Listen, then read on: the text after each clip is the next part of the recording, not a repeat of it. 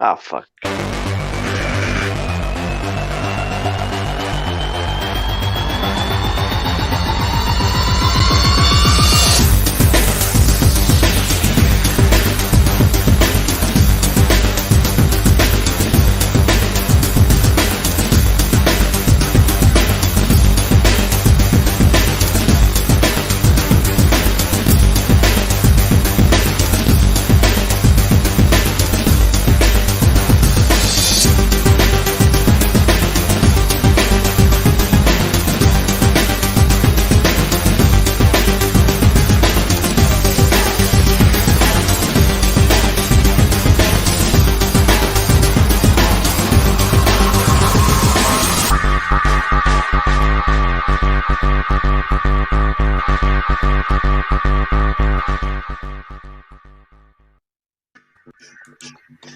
Hello and welcome to Midweek Gaming. I hope you're all doing well. How are you doing, Animated Evil? I think he's logged off. Wave at him. Kinky Bear, are you there? He's not listening. Kinky! I'll come back to him. We're professional here. We're professional. Are you there? I think he's not there. One of issues, I think. How you doing, Cerebral Sanity? You been up to much? You've been playing many games? I have, after a particular podcast, finished off playing Inside. So, yes, fine, yes. Lord Cognita called me out. So did Indy. So it's like it was in my collection. So it's like, do you know what? I'm going to go ahead and do it. So, yes, I played that game, and I've just got some minor cheap notes and the alternative ending to go before I 1,000 point it. So I was focusing on that. It's good to hear because it's a good game. When obviously at some point we'll have a chat with you, see what you think, what your interpretation is, because it's when I complete it, I was like, what? What the? What? It's an artistic game, artistic games are open to interpretation. Even my missus was like, "What? What just happened?" I was like, "I don't know. I can't work it out." So I went through you're probably doing it the correct way, but I went through and I got Macca guides and I found all the achievements via Macca guides. I went through, got all the achievements, and I got the secret ending. I did. That's how I did it. You see, no. I did exactly what Indy said. I went through it slowly, methodically, did my own thing, and got the original ending. But yeah, much like all artistic games, it's open to interpretation, and which is good because it means there's a discussion point to it. So I enjoyed it. I kind of had a gut feeling I would after playing Limbo. So it was worth my time, as they say. Good to hear. That's another game I can't. The end of the Limbo, I couldn't tell you what happened. I don't get it. You didn't die. I don't get it. You're not supposed to tell anyone. Some people may have not played, Shh. Oh well, Spoiler alert. Yeah. That's what you're supposed to say. So good to hear you've been enjoying that, because the same thing happened to me. Cognito was not impressing me, so I bought the game. I'm starting to feel that he has a knack for pressure. Well, not pressuring people, pushing people in the correct direction, I suspect. It's his favorite. One of his favorite games, Yeah. Because when I heard him on Archimedes' show, I was quite surprised. I was about the what game he picked. I was like, whoa! Did not see that coming. I don't know if you check that out. Archimedes at the end of year, not end of year. Yeah, he's good. I believe Indie Game. Yeah, Indie was on that show. Yeah, he was. He was, wasn't he? Yeah, he was. He's on 2, didn't he? Yeah. So I believe he was. So I'll try for the second time now. Welcome, Animated Evil. How are you doing? I'm very well, sir. Apologise for that. For some reason, your video cut my audio. I couldn't hear you. I don't know why that happened, but a quick start of a quick rejoin solved the issue. But I'm good, sir. Thank you for asking. Thank you for having me on as usual. No, you're co-host. You know, it's all good. We all drop suggestions in, and we don't know. Animated Evil is the kind of guy that been in the DMs, and you want to know something. He will dig up the deepest of stuff. Did you know they own this, and this company? Oh, and you want Call of Duty? It's like Tencent that was talking about it, and he done some digging for me. But yeah, he's a good lad, especially at digging stuff up. He is as well. Have you been playing many games? It's just a stupid question for you. Being a community game night co-host. Yeah, I pretty much play. Get my words out, put my teeth in. I play every day. You'll be proud of me. I started Gears of War 5 with my two sons on campaign co-op. So yeah, you'll be really proud of me. I did start it a little bit, but then they've both said, "Could we play it together?" So I was holding it off until I got my Series X, but you can't deny the kids when they want to play such a great game, can you? No. But other than that, lots and lots of multiplayer. The community itself is obsessed with golf at the moment, so I've been playing. That's Tushi's fault. We can blame Tushi. There's a lot of people playing it. There really is. Oh no, I know there is. I know it's very popular. It is. So yeah, that's been my games. That's been my major games for the week. To be fair. Good to hear. Good to hear. Yep. Not removable. VJ. Yes, sir. How are you, and what have you been playing? Because you guys didn't see VJ's original picture. You would be proud. True. He's changed it back because removal said it doesn't feel right. The PG tips has gone. By popular demand. I started twitching. As always, it's a pleasure and a privilege to be invited onto your show, Mr. Stubbs. I've kind of been, how can I put it, awe-inspired, completely sort of enamored and enchanted by Hollow Knight. So that's what I've been playing. And I did have a quick go of Fortnite. Animated Evil and Tushi invited me on last night, which was great. Were you any good? Yes, no, he is. One of Animated Evil's young children. I don't know if it's a boy or a girl, but anyway, he was saddled with me to look after me, and we just kept taking out Mr. Tushi as often as possible, and the world was all well. Yeah. So, did you like the experience, or did you think it was trash? Or terrible? I think I haven't played as much multiplayer until I actually got Series X, and it really is something fantastic to be able to play with people that you know and that you can have a healthy conversation with. And then the game, whatever the game is, I find comes into its own, whether it's Gears, whether it's Sea of Thieves, whether it's Fortnite. To be quite frank, we could be playing, snooker for all I care, but or golf. Yeah, or golf. So it's a completely different experience. I mean, I don't play it on a competitive level like you, Mr. Stubbs, with Gears and stuff like that. But I'm not competitive.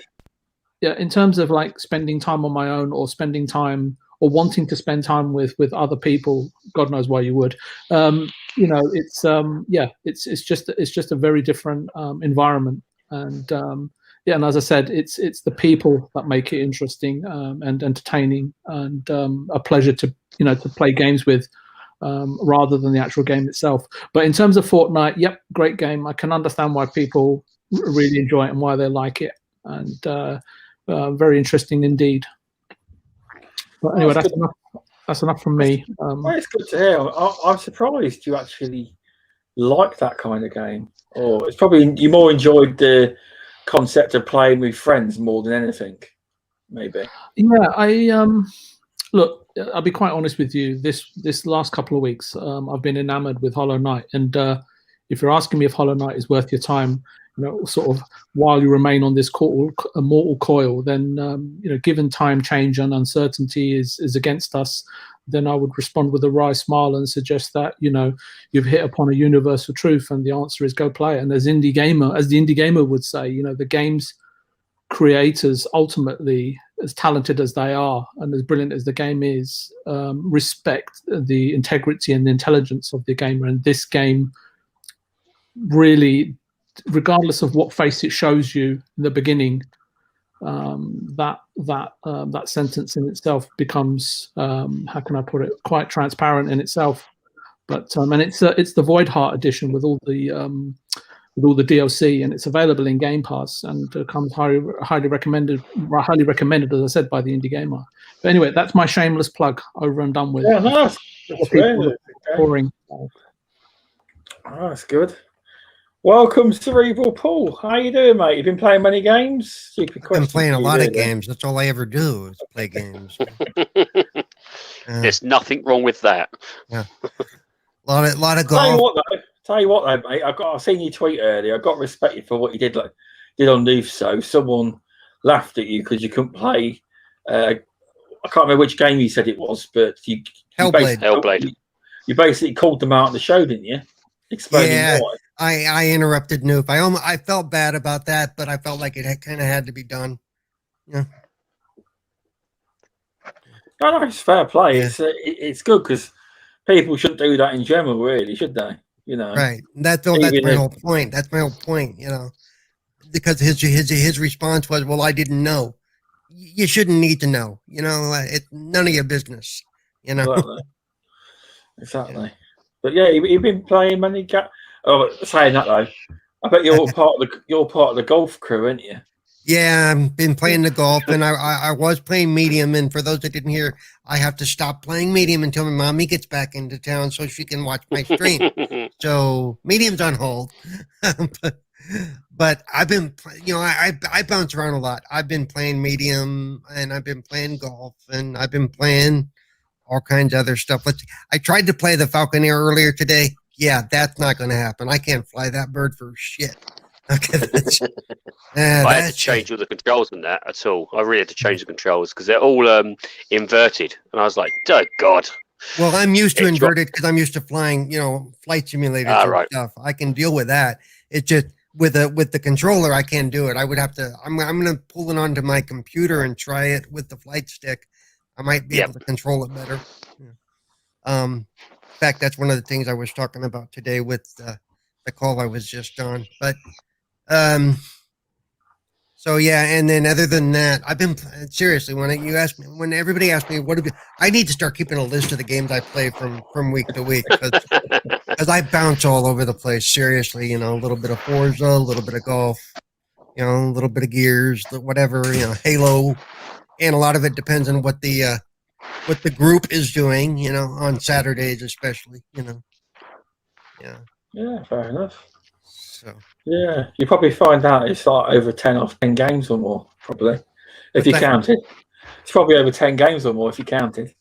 Yeah, actually, because I've spent some time in Greedfall, and I've spent, some of that is just to get the Microsoft points, by the way.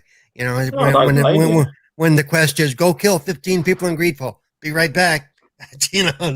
Jump into Greedfall, go kill 15 people and get off the game. But and a little bit of State of Decay 2, which I love that game. Apparently, there's been an update recently, hasn't there, to the game? Yeah. Yep. Which is always good when they keep adding. So if you're a hardcore player, that'd be very in that game. That's a big value for money. That is, but whether you bought it or whether you're in Game Pass, it's a big deal. It is. Yeah.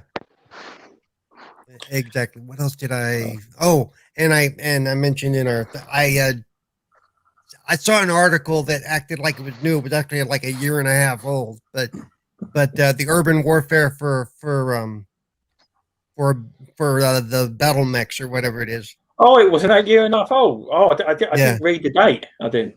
Yeah, me neither at first. But yeah, so I started playing the battle mech game, which is really cool. It's a turn-based game. kind of like, where you tell it where you want to go and you have so many and all that. It's actually kind of cool. So I've been doing a little bit of that. I may start streaming that since my mommy told me to wait on Medium. So I got to keep myself distracted now for 3 weeks. This is wrong. The things people do for their parents. Other than that, and golf and teaching y'all how to play golf and stuff like that, You won't teach me how to play golf. I don't want to play it. You don't know how persuasive we can be. It is a fun game. It is Well, that golf with friends is bad enough, let alone anything else. I love that game. Oh, yeah. I'm not a fan of that. Gets people wild when you put that on. Hi, Mike. Yeah. NLG brother, how you doing? James United Guild, how you doing? So have I missed anything exciting? Not really. Just been introducing. Before that was still introduction. That's why you let Pong. That's why you let Pong Soul go or VJ go last, huh? No, I'm kidding. I'll just do some shout outs before I get to Mr. Tushi. Yeah. Welcome Telegonic. Welcome Elk Dude. Thanks for stopping by. Welcome Masuku. Welcome Pong Soul. It's good to see you, mate. It's good to see you. Welcome Mama Rocks. Thanks for stopping by. Welcome Mike from NLG. Appreciate you stopping by. Welcome Muppet. How you doing, mate? Thanks for stopping by. Muppet's a good lad. I met him on UK Dazz Ridge Racers stream or Gran Turismo stream. Good lad. Sounds like you're talking to me. Yeah. Yeah, we always call you a Muppet. You Muppet. Yeah. I'll get the stream a bit. Welcome Mass Mayhem. Thanks for stopping by. And welcome Infinite. Thanks for stopping by. The Gamers Guild have rushed in here because I just put in a DM. I'm on camera, so they've all come rushing to the stream. The beauty shines through. A lot of me's hidden. So, welcome Lady AS. Thanks for stopping by. Let's go back up the list a bit. I think I've hit my list. Right, go back up. So I'm not doing that again. Welcome Cerebral Paul. Thank you. Yes. I don't always. If you're in the chat, it confuses me. I know. It wouldn't be the show without it now, though. That's the flash. You're gonna have to keep doing it now. Exactly. Exactly. Welcome, Mr. Tushi. How are you doing? You been busy today? And have you been gaming much? And welcome to the indie game. I'll give you a wave. There you go. Wave off Mr. Tushi as well. I haven't been gaming today. I've been more tidy up than anything on today. I've been gaming quite a lot lately. I've been playing golf with Paul and Al last night till, was it 3 a.m? Similar. Yeah, we had a round and it took us like 3 a.m. Before that, we were playing Fortnite with Al, VJ, and it was Jamie and my cousin Lee who was playing. It was good. We had a good time. We had a good laugh. Hang on, wait a minute. I forgot one more. He was in here early, actually. Welcome, KY Bob. Thanks for stopping by. Carry on, sorry. That's right. I was surprised that I actually convinced VJ to come on Fortnite, though. I was quite impressed he came on. I was surprised as well, actually. But he's like a wolf in sheep's clothing. He came on, like, asked the controls, and then like someone came in and attacked us, and then he goes, "Oh, don't worry, he's dead. He's killed him." And when we're doing a team match, like win against each other, he was constantly killing me all the time. And I'm not a brilliant player, but no, apparently not. No, he done well. Welcome, Mav. Thanks for stopping by. I think we got 3 or 4 victories yesterday, anyway, didn't we? Oh, the first game we played, I think. I've only a second, though. I can't. Jamie helped a lot. Jamie helped a lot. Just because I dabbled a fair bit, and I did surprisingly. I surprised myself. I'll be honest, but Jamie helped. Oh, do you want to tell you that funny story from I was going to tell you? The featured story of the week from Mr. Tushi. Hang on. Tushi's Trucker Tales. Are you all sitting comfortably? Make sure you're comfortable. The story is about to begin. It made me look like a right twat anyway. But what it was there's four of us on Fortnite, and we was in like this town. I can't remember the name of it, and it was like all these buildings around. I could see somebody in the buildings, like in the distance, and I kept pointing my gun, looking over. I can see him. He kept bobbing it in and out of the bit in the view. So I kept getting closer. Yeah. Then, like, I was just like attacking this person. I pinned it so all our team come over to come and attack him. What I didn't fucking realise he was my reflection in a mirror. Wow. So I was attacking myself in the fucking mirror. Oh no! My cat attacks herself in the mirror all the time. You know. What did you call it? Fortnite ray tracing. Fortnite ray tracing. It's like, but it weren't a proper reflection. It was like a black blur in the background. But when I got close, we realised it was a reflection because I was moving side to side, like to try and just so someone don't snipe me or anything. But when I was popping out, he was popping out at the same time. And I was realised it was my own reflection in the end. And 20 minutes later, he figured it out. Yes. It made Jamie laugh last night. Anyway, put it that way. Oh, I would have been laughing hysterically. Anyway, apart from that, I've been playing Hitman 3. I've finally completed that third mission, which was fucking hard, but it was good fun. I haven't played anything else really, apart from the community game night games. It's been a quiet week for gaming for me, I think. I've been doing a lot of work on it this week, so which I found out today. I'm going to spend a couple of days down Cornwall this next week. It should be fun. Hopefully the snow disappears. Ooh. Nice. Cornish pasty. Oh, you're going to get cornholed in Cornwall? What? I'll be getting loads of fish and chips, put it that way. And a Cornish pasty. You've got to have the Cornish pasty. Got to have the Cornish pasty. That stuff's good. I know I want a Cornish pasty. They are nice. And let's not talk about food. You'll make me hungry again. Yeah. That doesn't take much. Anyway, back to you, Stubbs. Okay. Thanks for stopping by, everyone. I appreciate it. Welcome, Caitlin. Yes, it's wonderful to see you as well, Caitlin. Can you wave? But Hi, Caitlin. It's wonderful to see me. I'm just asking, you know. I need an eagle ball. Always wonderful to see you, Cerebral. It's always wonderful to see Cerebral. It is. Right. So this is a little subject. It's not nothing major. A lot of places have already covered this, probably last week, and it's just a lot of the time. This podcast gets associated with being Xbox. I want to try and make it a bit more rounded, just to show that other companies are doing very well. So basically, in the quarter ending December 31st, 2020, PlayStation shared the following stats: 4.5 million units of the PlayStation 5 were shipped. This matches the output of the PlayStation 4 in the same quarter in 2013. Sony noted that their pricing for the PS5 was strategic, and they are indeed losing money on every unit, which in reality, everyone loses their money straight away. They do. It's just simple. It's business practice in consoles. You don't make money for years. 1.4 million units sold on the PlayStation 4 were shipped in the same period. Total sell-through of the PS4 has now reached 115 million, which is quite an impressive statistic. PlayStation Plus subscriptions has reached 47.4 million, up 38.8 million.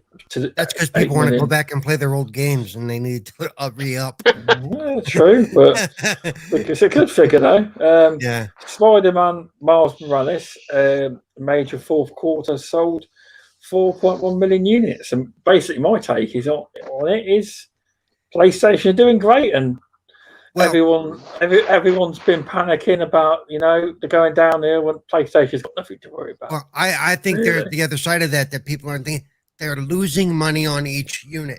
Okay, it's simple business. Okay, okay. Well, depends on how much money they're losing, doesn't it? Well, I agree, but Xbox is also losing money on all them systems. Yeah, but they're making it up on they're losing money on the S, not on the X. All I read was they're losing $40 on the digital version. That's all I've read. They're not losing on the disc version, but they're only losing on the thingy. But you'd expect that's £100 less. I read that link off a great website called Season Gaming, and you know what? I forgot to do my intro the way I normally introduce the show. See, I'd like to see how many digital units they've sold if they're using losing $40 a unit. You know, that's And the BG4GHub.com. Missed that. Yeah, and them. I forgot. I don't know what we can do. That's mayhem. He's so enamored of his beautiful face shining towards everybody on the podcast. He completely, he's starstruck himself. I don't actually think Removal Sanity kept. Yeah, flustered on camera. You're right. Yeah. But yeah, indeed. But yeah, because Removal Sanity kept messaging me saying, "The camera's on." I know. Oh, okay. Your next Removal. Infinite. How you doing? I break the internet, and not in a good way. So, have you got any opinions on this, VJ? Sorry, me or removable? You can go if you want. Well, what I can say is what can't speak, can't lie.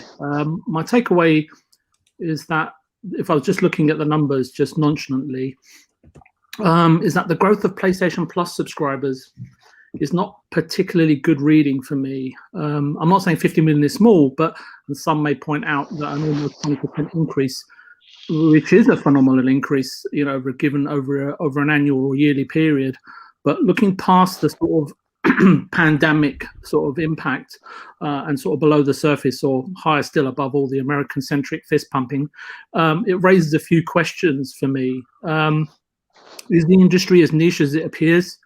And Sony and Xbox will only reach around 50 million subscribers regardless of the services they offer, which then perhaps really does make hardware sales relevant going forward, at least in the next 3 or 4 years, sort of in order to achieve software and peripheral tie ratios, where obviously, with people are mentioning in the panel that both hardware manufacturers are perhaps losing money, and we don't know, we can't quantify that, but we know the business model is that within 6 to 8 months they begin to turn a profit. And Sony have historically and predominantly done so over the last 4 systems that they've launched. So I'm not in sort of any shape, way, or form sort of diminishing the sort of upturn in the numbers that any of the sort of big 3 sort of console manufacturers are making, but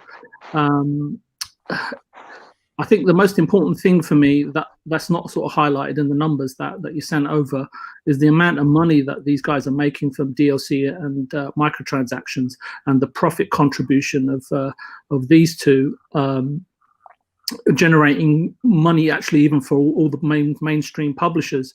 So the second thing I think that would come to me is that digital sort of content distribution and subscription services, I guess these guys are it's probably a bit of a tongue-in-cheek, but I guess these guys probably want the pandemic to sort of stay for as long as it can, because it's definitely, I think, had a massive bearing on profits for all these guys. And I don't know about the UK, and maybe someone else from there can answer, but it's really interesting that the PS4 and the Pro, as far as I can tell, hasn't seen a price drop, and it's still shipping units. And historically, when a new system comes out, the older systems sort of do drop in price. Yeah, there's been no price drop announced, but PlayStation dominates here. Yeah. The other, sorry, go ahead. But I am surprised people are still paying full price for a console. Yeah. And my fourth point would be 20 million. Looking at the numbers again, the 20 million units of first-party software in 1 quarter. I'm assuming that's the quarterly results.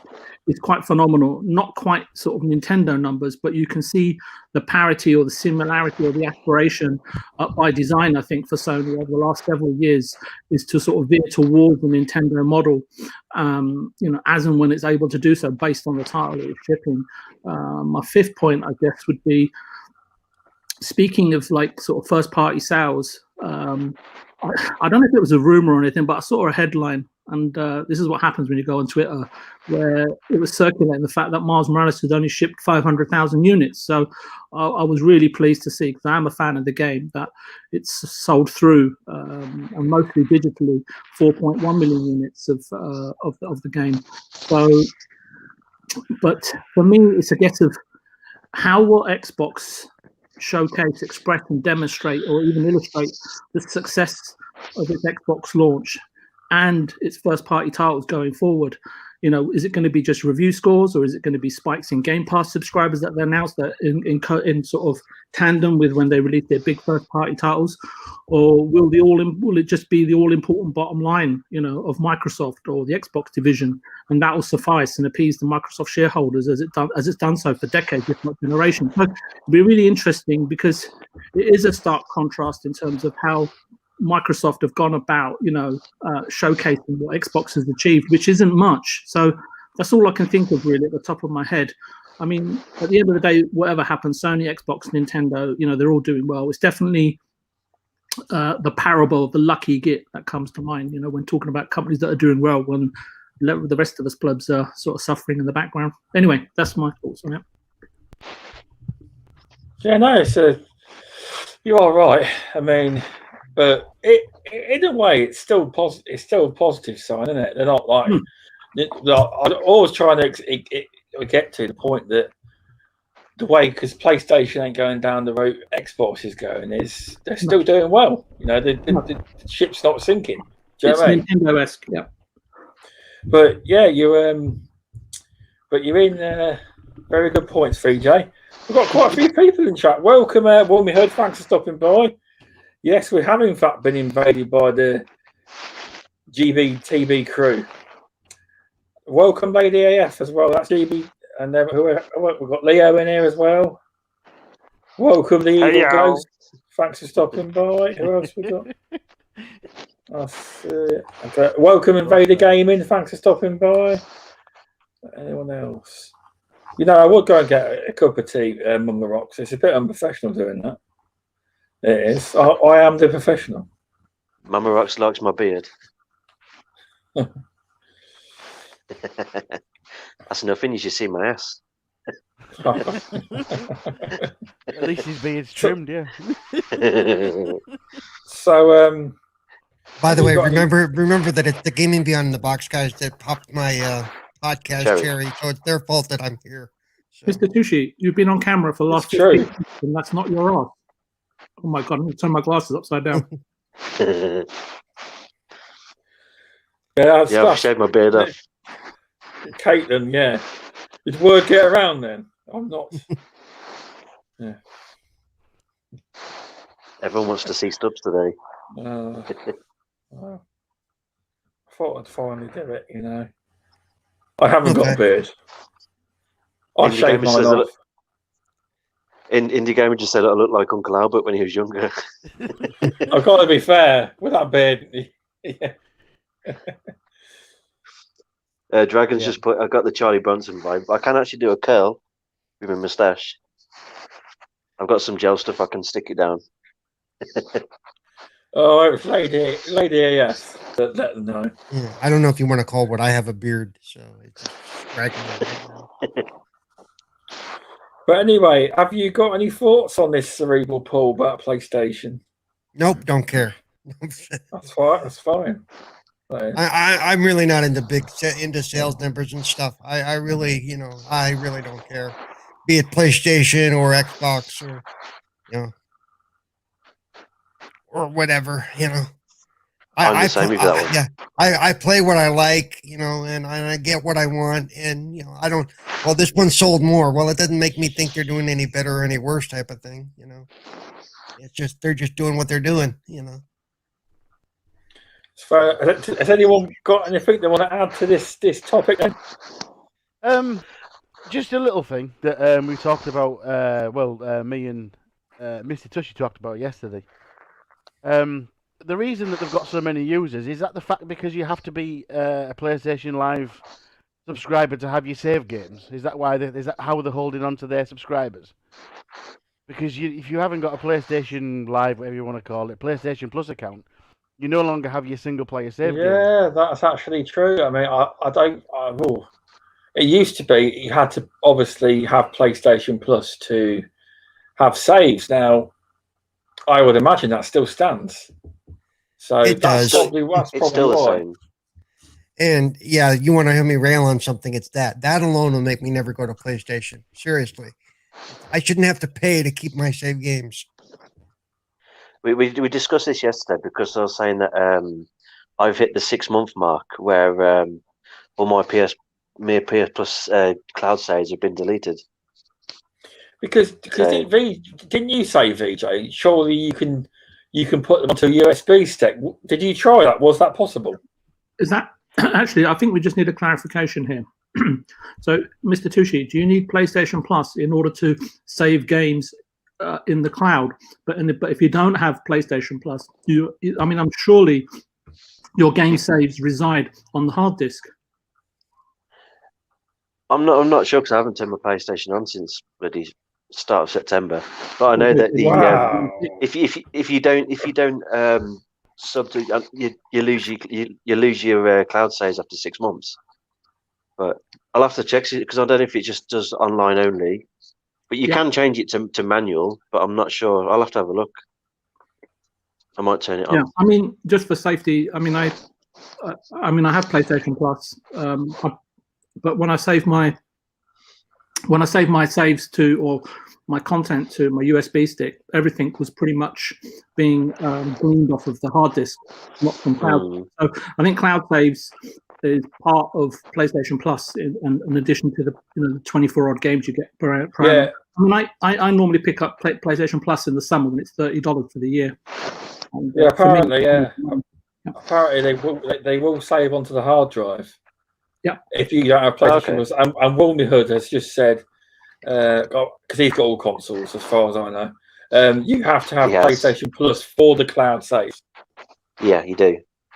You have to have PS Plus to use cloud saves, but I'm sure that when you have PS Plus and it uploads to the cloud, that it doesn't save manually on your console. But I'm not sure. You have to manually select it on per game. But I'll have to have a look because I've got a feeling I've lost all my saves now. I think. But still, the idea that if you don't go back, if you lose PlayStation Plus, you lose the saves is ridiculous. I mean, I've been able to go back on my 360 and pull up saves that I made, 4, 5, 6 years ago, whatever. Yeah, we were saying yesterday because when VJ went on the Series X, the last Xbox he had was the 360, and his like Mass Effect and his Gears 2 saves were still on the cloud. Gears 2. And he hasn't. First Gears I ever played. Incredible.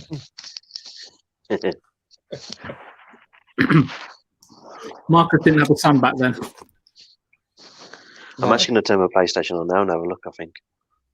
Well, you have to get a duster out. You have to get a duster out because there'll be that much dust on it. You say September last year? Yeah. Have you been dusting it? I've been dusting. I've kept it clean. That's all right then. Welcome to Lightly Lad. And I'll just go out the messages. KY Bob was saying, yeah, me and KY Bob are on Wilmy Hood show tomorrow. Well, it's Friday morning in the UK. Yeah, when you go on Wilmy's show, you need KY. I'll tell you what. Yeah, the Ask Wilmy show. It is. Yeah, but yeah. Anyone? If you got any thoughts for Removable, or you jump in, it's up to you. No, I pretty much have told you my thoughts on it. Removable, are you there? Sorry. For me, I think it is just. I like to see any platform do well because it breeds competition. I don't want any platform being lost. In fact, I want some of the older platforms to come back. More platforms makes better competition. So if these numbers are doing exceptionally well, fantastic. I hope may it increase across the board for all platforms. As I said, I don't want any platform to disappear or go or have any issues. I want it to kind of keep going and keep this kind of structured competition going so that we as gamers benefit from it. No, I have to agree with that. You always want competition because that is what made. Obviously, we don't want to keep dragging up 2013, but that is what made Xbox fight so hard for everyone's business. Because you can say what you like, but obviously Xbox is still a business. You know, people talk about Xbox like the second coming of Jesus. Sometimes they are a business to make money. You know, so competition breeds. You know what I mean? It's like all platforms: PC, Nintendo, Xbox, PlayStation. You know, it's all competition. It is regardless. And Stadia is going to be the big daddy soon. You take over, mate. Yeah, take over the universe. It's a shame that Stadia, and Luna. Yeah, to ask you, it's a shame hearing about Stadia. I wish it, again, competition. It's a good thing. I don't see why people are celebrating over it. It's right. Well, it's only the fact that it's not the fact that they're giving up. It's the fact they're not going to have their own. They're not going to be a publisher developing their own games. The platform is still there, but as gamers normally for how want. Much longer? But for how much longer? Yeah, gamers normally want. Like, it's traditionally worked. Gamers normally want an exclusive, but on PC that's not entirely true because there's thousands and thousands of games that are just on PC, but they can't afford to develop their games on other platforms. So, it's one of the things, But Stadia will go away. We all know it, but you never want something to go away because it's competition, Can I just show you something on screen? Yeah, you can. Hang on. No, Sorry wait. to interrupt. Oh, you're not doing this again. When he asked that, every time he asked that question, hang on. What's he done? He's moving his camera. Be afraid. Be very afraid, people. Be ready to hide your children. Lost me fucking earpiece. So I have to chuck on 18 only plus 18. What have you got up your ring piece? Look at this. I don't know if you can see the screen, but upload data, system storage. There is no saved data. Online storage, exclusive for PlayStation Plus members. I've lost all my saves, every single one. Oh no! Is that because you didn't do it to USB? I didn't do it because I didn't touch the console for ages. Fair enough. But no, yeah, you're right. So now, supposedly, if you restart your PlayStation Plus thing, they'll be there, right? Supposedly. No, it would be, but there's a 6 month limit on your if you don't resubscribe in 6 months, you lose all your saves. See, that just no way. I was like 30 hours into Ghost of Tsushima and stuff, and you see that what actually that kind of kicks into a situation I have to think about is that, say for instance, something happens in your life and you just can't afford PlayStation Plus anymore, and it takes you 6 months to get back to that situation again. Imagine that, how feeling. You've had a bad year or something's happened, you've had to spend money where where it's more required, and then you go back, you finally save your money, you get back to PlayStation, and you've lost everything. Yep. Well, look at this year alone. A lot of people have gone through exactly that. That's exactly what I'm saying. That's what I'm thinking. I'm like, I cancelled it because all my games that I play, all my multiplayer games, I play on Xbox anyway. But all these single player games I'm playing, but there's nobody on. Everyone's offline, so I never played anything online on PlayStation at all. So I just thought there's no point getting the free games because I don't play them anyway. So I'm always playing something else.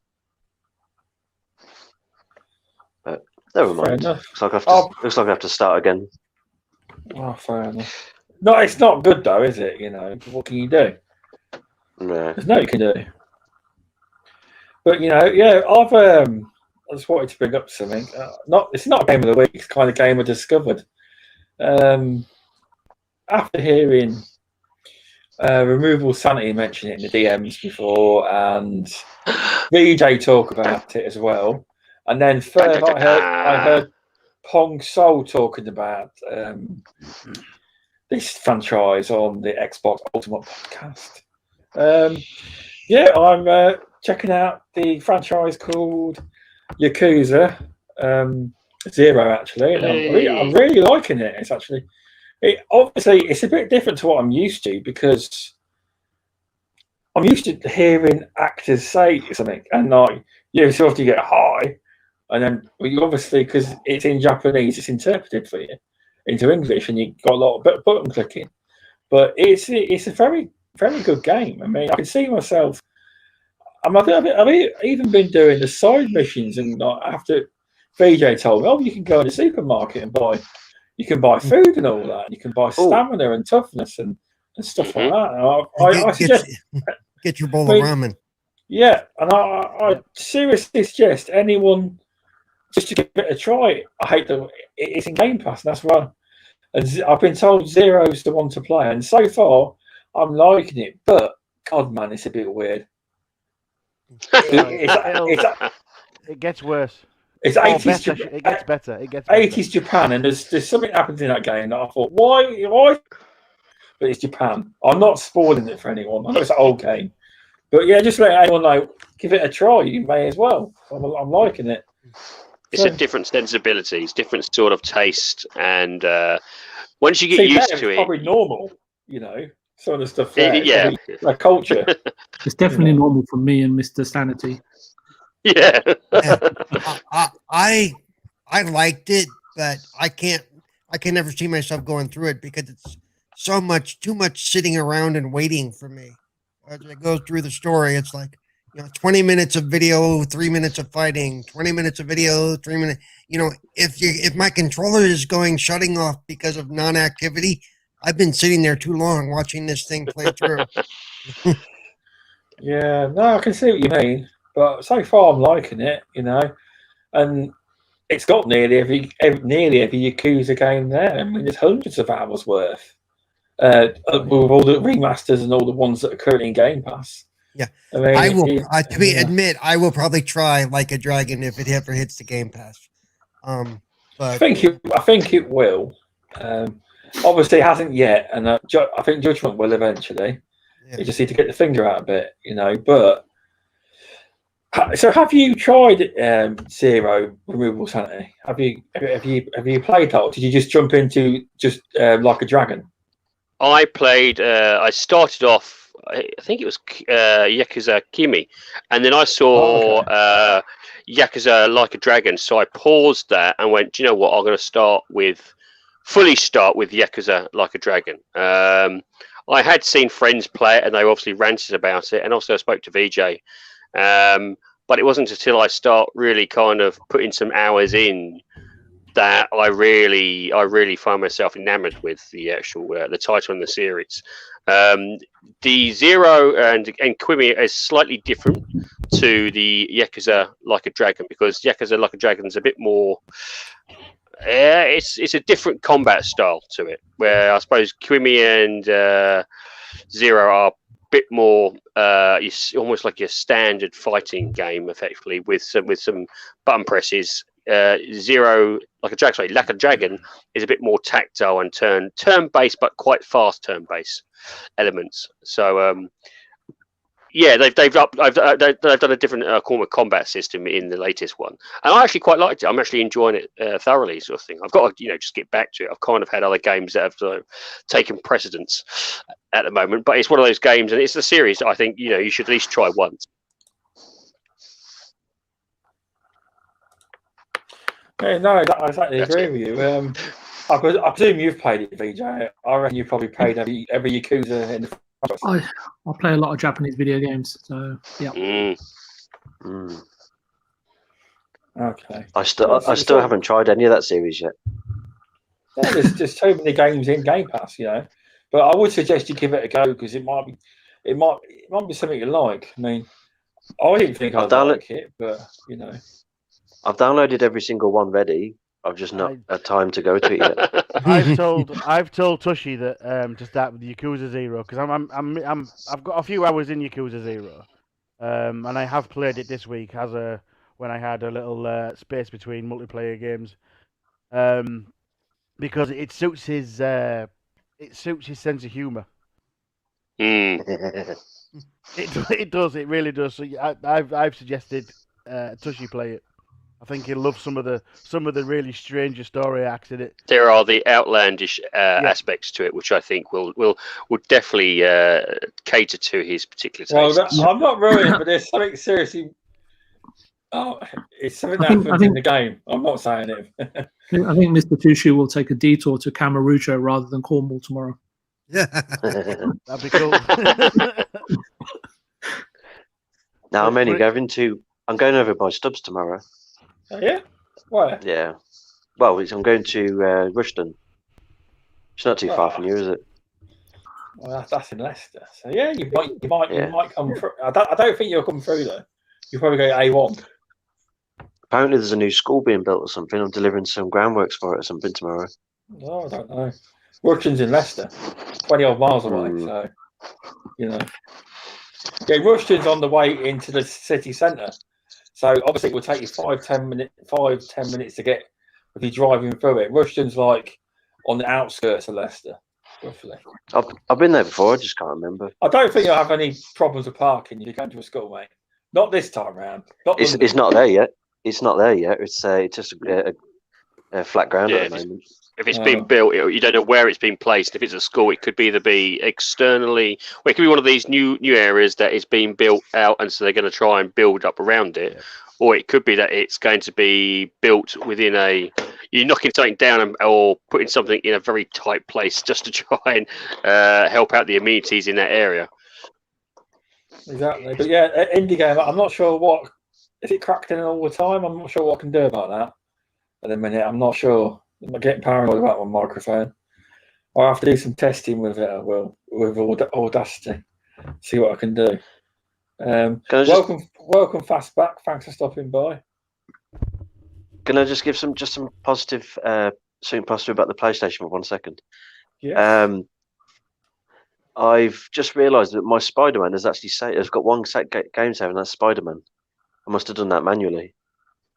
Right. So you would have had to turn your cloud saves off and resaved it, or not? I think it's because I played Spider-Man after I cancelled my subscription. I think that's probably why. Because that was the last game I played. But I've just gone on to PS now because I haven't been on it for. There's some good bloody games they've finally getting in there. Wreckfest is finally in there. They've got all the BioShock games in there. VJ keeps telling me to play them. But I've already bought that one. Yep. I already own that on PlayStation. Black Ops, amazing. Black Ops 3's in there as well. Wreckfest, Formula 1 2020. There's loads of good games being put in there. Good to hear, that is. Looks like they're spending some pennies on it by the looks. Oh, you need to now. And the PlayStation are making a lot of money on digital. I think it's in the PlayStation Store this year or last year, in the height of the troubles. I think it jumped 5% digital downloads in the store. Mm. I believe I read an article about it jumped to 65% on the PlayStation. That's when I was shocked. You know, welcome, Still Rain. Thanks for stopping by.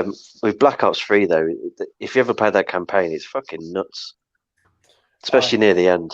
I played it on the Xbox and it's proper messed up. Like this one bit where like the map kind of like curls up. So when you shoot someone, when they die, they fly up in the sky. It's really weird. Proper twisted story on that game. I still don't understand what it was on about. No, you're right. I mean, ooh, Dragon just put the BioShock Collection $7.99 in the Xbox sale. It really is. That is good. There's a 2K sale on at the moment, so golf is also cheap, Stubbs. If you want to, don't because back in a minute. I've saved up 20,000 Microsoft points. I'm trying to buy 3 months of Game Pass, right? I am, and I get tempted by these bloody sales. What happens is I end up spending the points I want to pay for the Microsoft, the Xbox Game Pass Ultimate. So I'm trying not to. I do that all the time. I swear they do these sales so people don't know. Because like VJ's got some serious willpower. He just sits there. He's That's how I bought that stupid golf game. Used my Microsoft points. Yeah, so there's a 2K sale on at the moment, and there's something else I saw today. There's a up to 75% sale through something else. I didn't check that sale out because I didn't want to spend any money. So going on sales is dangerous. There's two sales on in the store. How much is this golf then? It's on offer for about 30 quid at the moment. Oh, no, it's less I ain't than got that. 30 quid. It might be a bit less, to be fair. I can't remember. I did post it out on Twitter yesterday when. Who did I tell? I can't remember. We're in it for because Masiko's just brought it, isn't he? Dragon Wolf's buying it tomorrow. Is it one of them? Yes. I don't know. I just knew that people. Dragon Wolf wouldn't have any problem. He's got 322,000 Microsoft points. He's got no problem, ain't he? Yeah, but that's a Series S, isn't it? Something like that. He could buy it. He could buy it.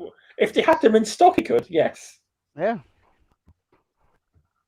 I think that's about a Series S money. That I think £300.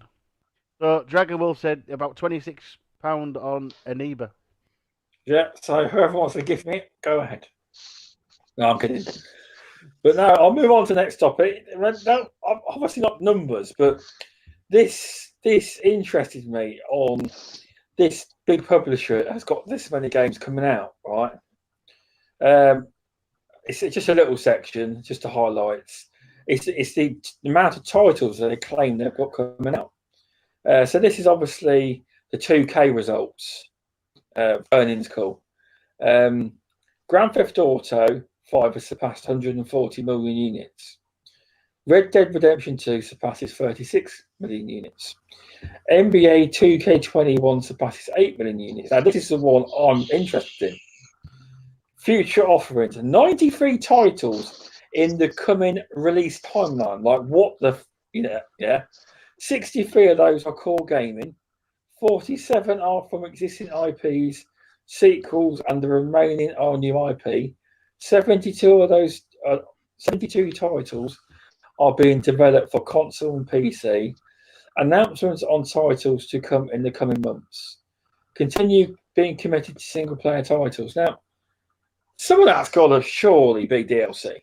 Surely. What is what is the timeline though? It doesn't tell you that. You see. Well, that could be 10 years. That could be 10. Could be a 10-year cycle, probably.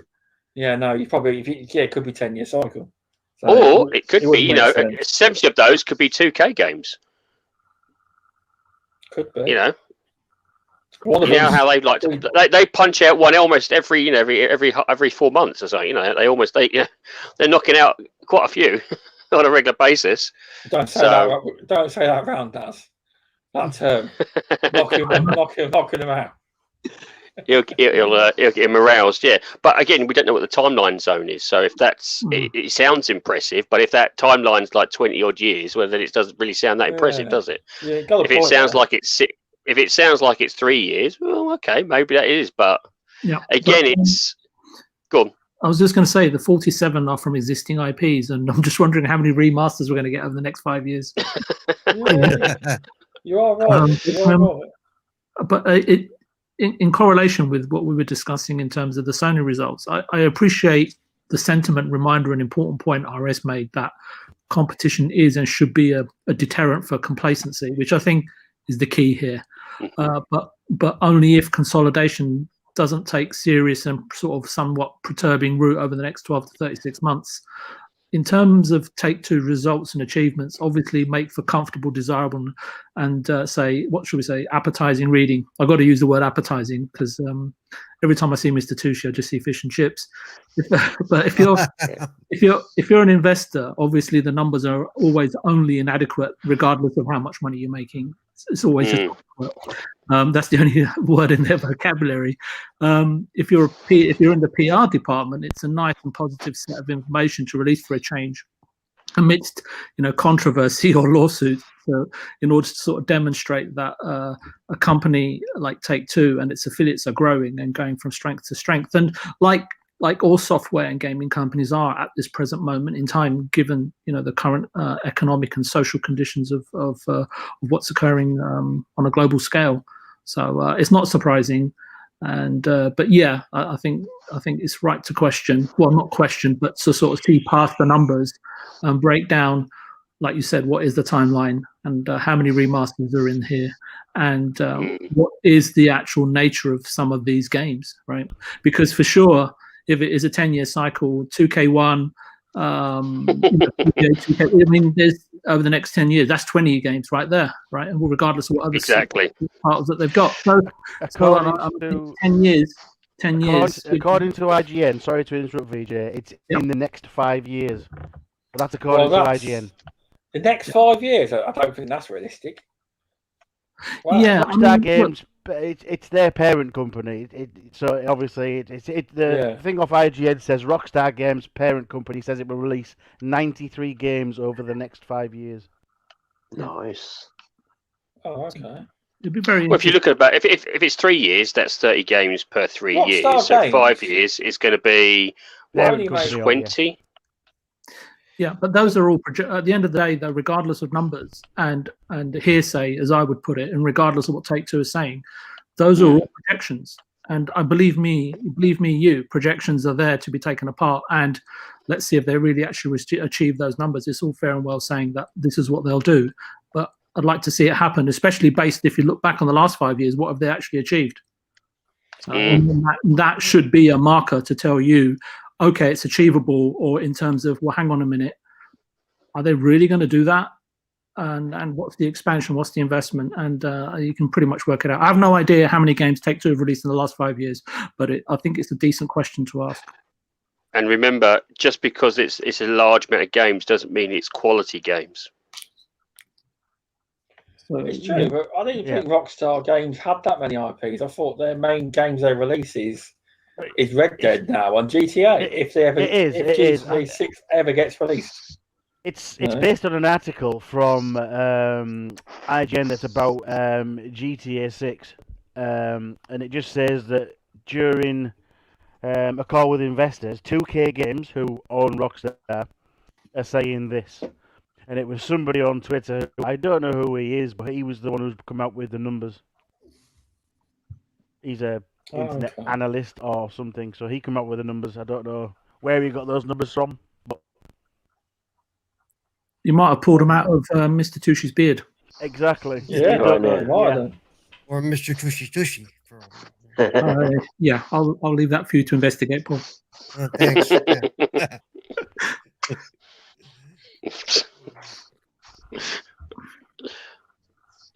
So there you go. It's all gone quiet again. Come on, we can't have quietness, Stubbs. Chop, chop. I was just reading down the numbers. So it says 63 are core experiences. Make of that what you will.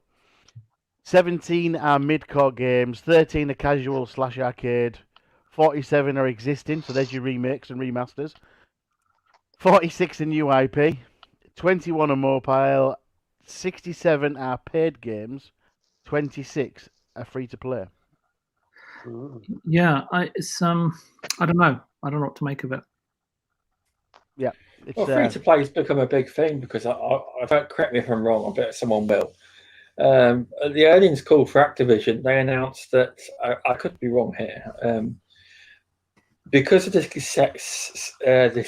success of Warzone and these seasons you have to pay for, they're literally rolling it out to all of their games now. There is a question actually you've just picked up on. Animated, did you say it's 26 free to play? Free to play games. Yes. And 67. Right. So if I'm thinking about this, and I'll be a little bit facetious here, what does that 26 free to play means? Could be just multiplayer being removed from a game and being turned into a free to play system. It could be, yeah. And 26 of those, 21 are mobile, so 20 of those might be mobile free-to-play games. So we might, in fact, only get 5 free-to-play games across consoles and PC. With the numbers that are being touted by just someone from Twitter, we can guess all day, but I don't know. 93 titles in 5 years seems a hell of a lot. I know they're a big company. They're a big company, and they have lots and lots of subsidiaries between their subsidiaries. I can't see that amount coming. Yeah, but if they all said this includes DLC, and it might have been half believable. Yeah. You know. Subsidiaries, you English twit. Jeez. Learn how to talk. No. Subsidiaries, yes, Paul. That's exactly what I said. That's not what you said. It's our language. You butchered it. or made it better. It depends on the chat. County dialects. You've got to realise we have different county dialects. Each one. You should try the Welsh. Oh no, I've been around the world. Thanks for stopping by. Oh, hello. Thanks for stopping by, dude. Cheers for stopping by. Even worse, they were drunk Welsh. Nobody could understand them. As long as you weren't taken near a field. Yeah, Telegonic, that is good that Xbox have made it free to play. No more Xbox Live, which is true. I'll give you that. But I do believe it coincides with the release of Halo Infinite. And that's a free to play game, is what they've been touting. And that would have been in the works. And now have to give you a timeline on when the so-called free-to-play is coming. No, but all the Xbox fans are cheering. Yet there was no timeline given. For all we know, it could launch day and date with the Halo Infinite, and they'll wait till then. You see, it's been in the works for quite a while, from what I understand. And I think that was part of the Halo Infinite plan. I do, because if you're launching a free-to-play game, and not everyone's going to have Game Pass. And a lot of people got gold. A lot of people play free to play. Then I think that's what that coincides with. Thanks for stopping by, Midway Monster. He said aluminium as well. Oh, aluminium. But the American way is aluminum. Aluminum. Aluminum. Aluminum. Don't say it like that. It's aluminium. Like Centurion said to me, he said, "Say aluminium. Say aluminum." What do you mean aluminum? What's that? He said, "You have to spell it to me." Oh, aluminium. Oh, I love the way you guys say it. I said because we say it the correct way. No. Here's a good one for Paul to do. Paul likes to shout at me about it. Fish and crisps. You should get Paul to try Worcestershire sauce. Oh, yeah. They struggle with that one, don't they? Worcestershire sauce. This is why can't the English? Here's one of my favorite songs from My Fair Lady. Yeah. Yeah, no, sorry, Mav. That's kind of what I meant. That Halo Infinite was free to play. I meant the multiplayer portion. I should have clarified. That's what I meant. You got people excited there.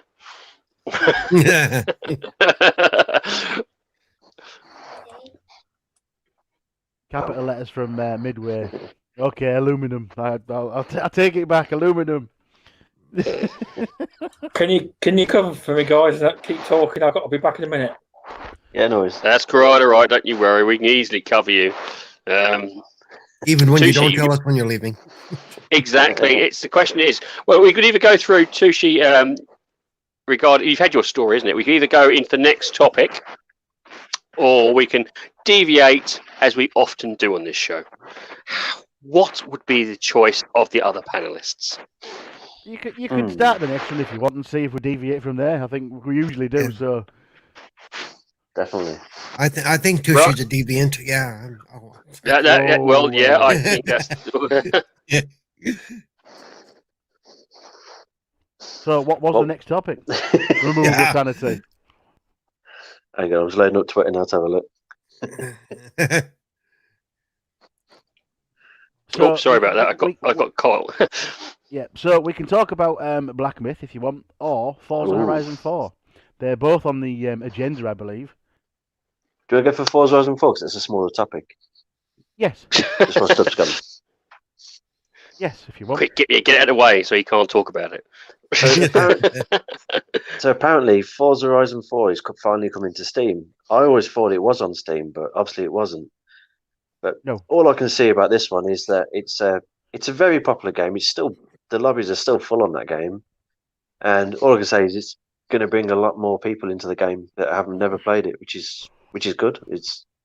I'm pleased it's going there. Is it crossplay? I'm not sure. Do you know why? I don't know. I don't know either. That would be amazing. You can imagine that if you've got it crossplay, that's a whole new player base just being thrown straight into that game. I don't know if it's crossplay as such, but I know it was when on release an Xbox Play Anywhere title, which means you can play it on the Xbox Store through Game Pass on PC or your console. It sounds like it must be then. If it's it would remember your saves and where you were. But that's on the Xbox ecosystem. I mean, it's already on PC through Xbox and Game Pass. Why not bring it to Steam? I think personally they're testing the water for number 5, but that's a bigger comment because I do still think that we're going to have a Horizon 5 this year. I just pulled up an article. And it is. Microsoft promises cross-play support too, which means that those who purchase Forza Horizon 4 from Steam will be able to race against other players who installed the game on their Xbox consoles or Windows 10 devices or xCloud. Yeah. There you go. So you can imagine the PC player base, or the Steam player base, I should say, now being implemented into that game. I mean, that's a huge chunk of fresh players into this. Absolutely. But I do feel like they're testing the water for Horizon 5. Yeah, where I think it's going to launch on the Xbox and Steam day one. And I think they're going to see what the uptake's going to be. That's just my humble opinion, but you heard it here first, people. I can't wait for Forza 5, you know. It has to release. It has to release this year. It has to. Do we know where it's based? I'm sorry, I'm kind of out of the loop with some of the Forza information. I kept hearing rumours of Japan. Okay. I thought I heard rumours. Yeah. There was a leaked image released into the Nether that looked very much like it looked very much like it would belong to the Forza sort of playground studio. To be fair, it looked the map itself looked exactly the same as all the other Horizon maps. Not the same style, but do you know what I mean? It felt like that could actually be a thing. It looked too real to be made up, if that makes sense. Well, the question I suppose now is to ask is, with the way Forza itself, the last one was accomplished with the new system, the new weather systems or seasons, I should have placed into it. What will we potentially be seeing in the next season 5? Or sorry, Forza 5. What could they possibly add to that? Are they going to add more seasons? Are they going to add, The one thing I love about the seasons is that I'm hoping they kind of keep it the same, but I'm hoping they get rid of the snow because the snow is a pain in the ass. There is a drop in players on the game when the snow is released because a lot of people on my friends list they play that game daily, but they don't go on it while the winter season's on. Yeah, I hate winter. I cannot drive in winter at all. But is it because the actual car maneuverability is a bit too high in terms of the slipperiness, or is it they haven't really tweaked it out to the point of where you can feel satisfied driving through it without too much? No, it's extremely realistic in that you're driving around in piles of snow. You're not going to do very well unless you're in a. You can change it. You can put snow tires on stuff like that to improve your driving. But it's paying us like say if you switch from one car to another, you've got to change your tires on it to keep it on the road basically. But the only thing I like about the winter season is that it's good for photo mode. You can get some good photos in the winter. Yeah, it looks beautiful. I will say that. I mean. And I don't see them getting rid of the snow because that's just part of the way things are. I mean, if they do Japan proper, parts of Japan get snow. That's just true. That's true. I mean, then again, if they did England proper, every day would be overcast and rainy. So. We do have our moments of summer. I think it's at least 4 days here. Yeah, every third Tuesday in June, July, and August. That's it. Yeah, I think so. Yeah, it's about right. Yeah, it's about it. No, I mean, I think I've seen the same thing as with Tushis. I think it'd be amazing to fly through Japan with your I can't think, was the cherry blossom season? That would look absolutely fantastic. That would look amazing. So the bright red trees and leaves on the road and stuff. Yeah, exactly. What'd be more interesting to me is what are they going to do for a DLC? I mean, it sounds silly to think that already, but they had the Hot Wheels cars for one. They had the Lego setup for the other, and I love the Lego one. The Lego one almost feels like an entire game in and of itself. Did we shift focus to the Forza coming to PC? Yeah. Sounds good. Yeah, no, it's all good. There's more players to play Forza. I presume you can play against them as well, can't you? It's cross-play. Yeah, it's cross-play. Yeah, that's good then. That is no. My son came in the room. He wanted me to get him something. But I thought, while I was in the kitchen, I might as well make a cup of tea because there was so much disappointment. You had a snack, didn't you? You raided the fridge. Let's be honest. You went in, ate a bit of that cake you've been posting on bloody Twitter. Making everyone drool. You say cake? Good. Yeah. That did look nice. I don't know what that was. Coming to PC, nice. Yeah. It's on Steam, but it's still PC. But yeah, see how I avoided the topic of cake? He avoided that topic like it. That cake no longer exists. Open a shop for you. Telegonic, you can get your own. The cake is a lie. It is now because he's eating it. Yeah. I think it's a good thing. It coming in the kitchen like Bruce from Matilda. Stubbs. Speaking of Telegonics, yesterday his daughters asked for Mr. Tushi hoodie. Really? What, with the new logo? No, because she found when she's seen us in the game, she was laughing at my name. She thinks it's really funny. It is. I've got one question Dragon Wolf wants me to address. What do you think 343 means when you say new ways to places to play Halo? Are we getting a Halo in third person now? Now, are you on about the platform situation at Dragon Wolf? Because I can answer that, and it's not what you think it is. Are you on about the new ways to play? Could be. Are you on about the platform they mentioned? Probably going to Epic stuff. VR. No. I actually think because in PS5 they've got something called a custom browser, and that is technically a different platform because they're all custom matches with their public matches.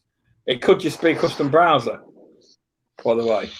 So it could disappoint everyone. It could just be a custom browser within the game. It could, but who knows? Yeah, maybe.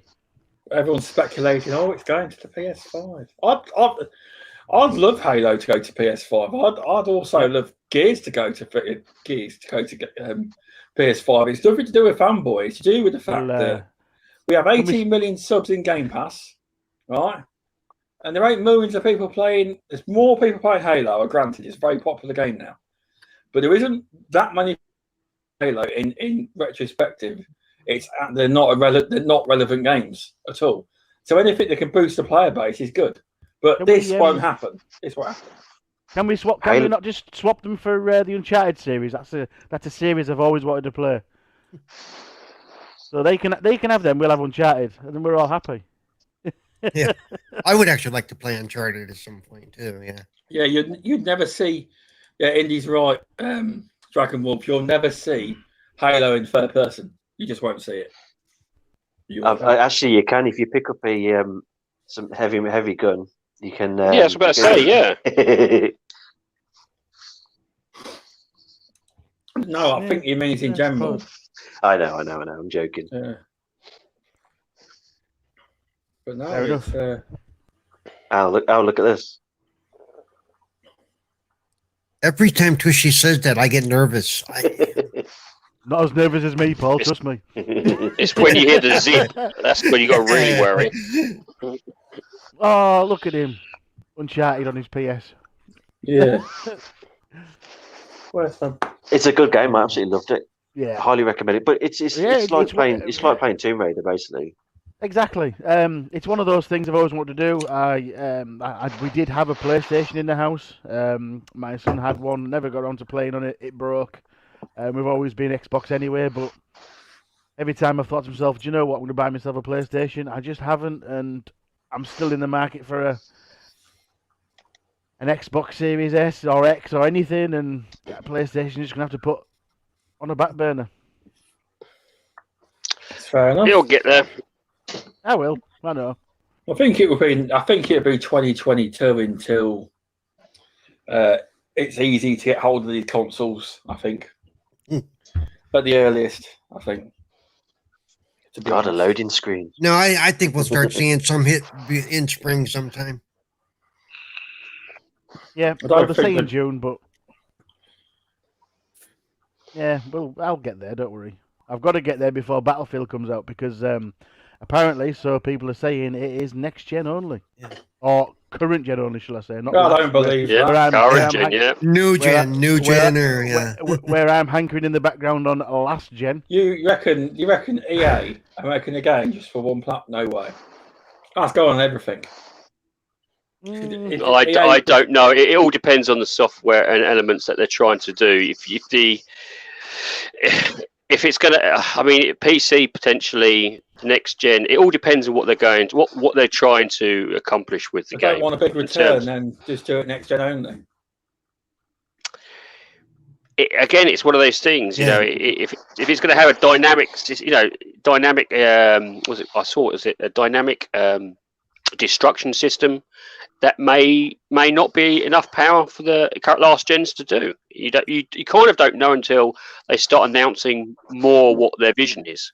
But I don't see EA limiting themselves. They are too damn greedy to do that.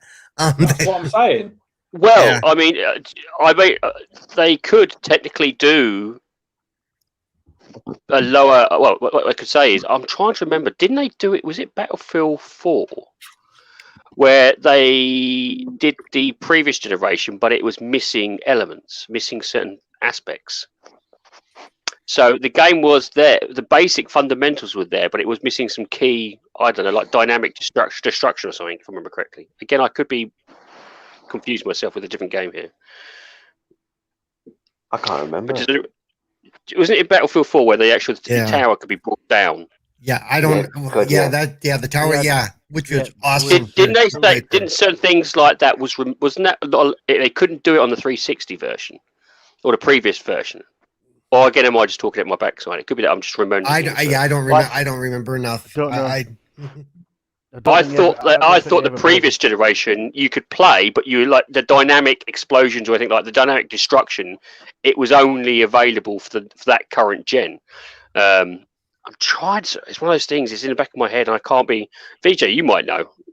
He's always a good source. Yeah, there was a tower, a satellite dish. There was a tidal wave, wasn't there, that triggered? That's right. Yeah, but I thought that was only on that current system. Again, I could be wrong. Or the chat, if you know, please do say. I don't know because obviously it was a launch title, wasn't it? For the Xbox One, so I played on that. Like I said, I honestly don't see EA limiting themselves like that yet. Give them a couple more years, and then you'll start seeing the new gen only stuff, or the current gen only stuff. I don't mind. I just know I can play it when it comes out, so I'm happy. Yeah, and they may do what some are doing, and you'll have two versions. You'll have the 1X version and the Series X version. I just hope if they do bring like two different versions out, I just hope they can bring. You can have both, like an Xbox One version and Series X. I hope they can go in the same lobby. Oh yeah, if you know what I mean. As long as they're the same, I think it'll be fine. Well, again, that all depends on what. But if it's a dynamic aspect to the gameplay, that'll be more problematic than just say a resolution bump. Yeah, the building falls down for me, but not for you. Yeah, that's going to be very weird, isn't it? Oh yeah, So again, it's one of those things. Until they actually start stating what it is they're going to be trying to accomplish with the next title, it's hard. It's hard to work out.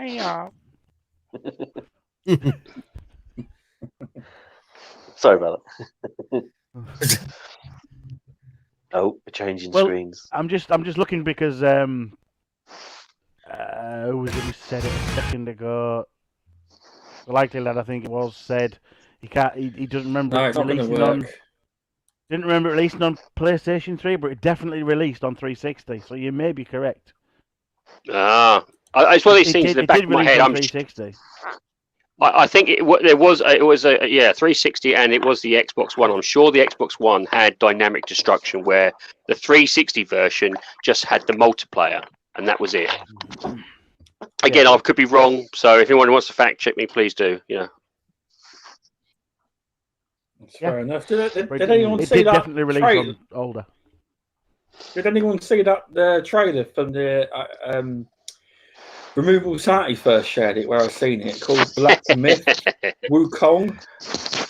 Did anyone see it? It's Looks from, fucking amazing. Black Myth Wukong, the up-and-coming action RPG game by Chinese indie developer Game Science, has a brand new dazzling trailer based on Chinese mythology. Journey to the West, Black Wukong's latest trailer highlights monsters gameplay. The 3-minute video mixes in cinematic cutscenes with gameplay, making for an impressive display of effects from the developer. The trailer was released to celebrate the Chinese New Year of the Ox. That's it. By the end of the caption reads, "This video is specifically produced for celebrating the New Year of Ox. It does not represent actual plot. In other words, do not expect the events of the trailer to be similar to the final product, at least for the cinematic portions. Gameplay, on the other hand, looks solid. Game Science is making headway in their ambitious project, and players cannot wait to see more." Black Myth Wukong's recent trailer comes months after the game's first showing, with a 13-minute announcement video. The video spread like wildfire across social media and dominated the conversations. According to IGN, Game Science says they plan to keep their heads down for a long time to finish development. So, did anyone see that? And I'll Rural Sanity definitely seen it because he was the one sharing it. all I can say. Go on. Go on. No, you go first. No. I was just about to say. Topic, so go on. It was just one of the things I from the original trailer.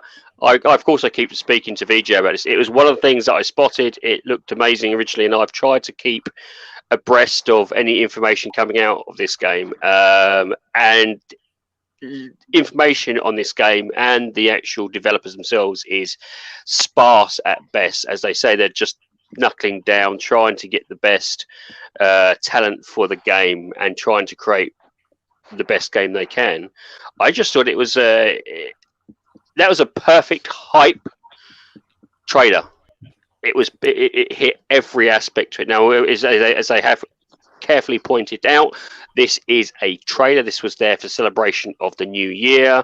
Certain things will not be in the game, but it was perfect where it blended the cinematics, the fighting scenes, the cutscenes.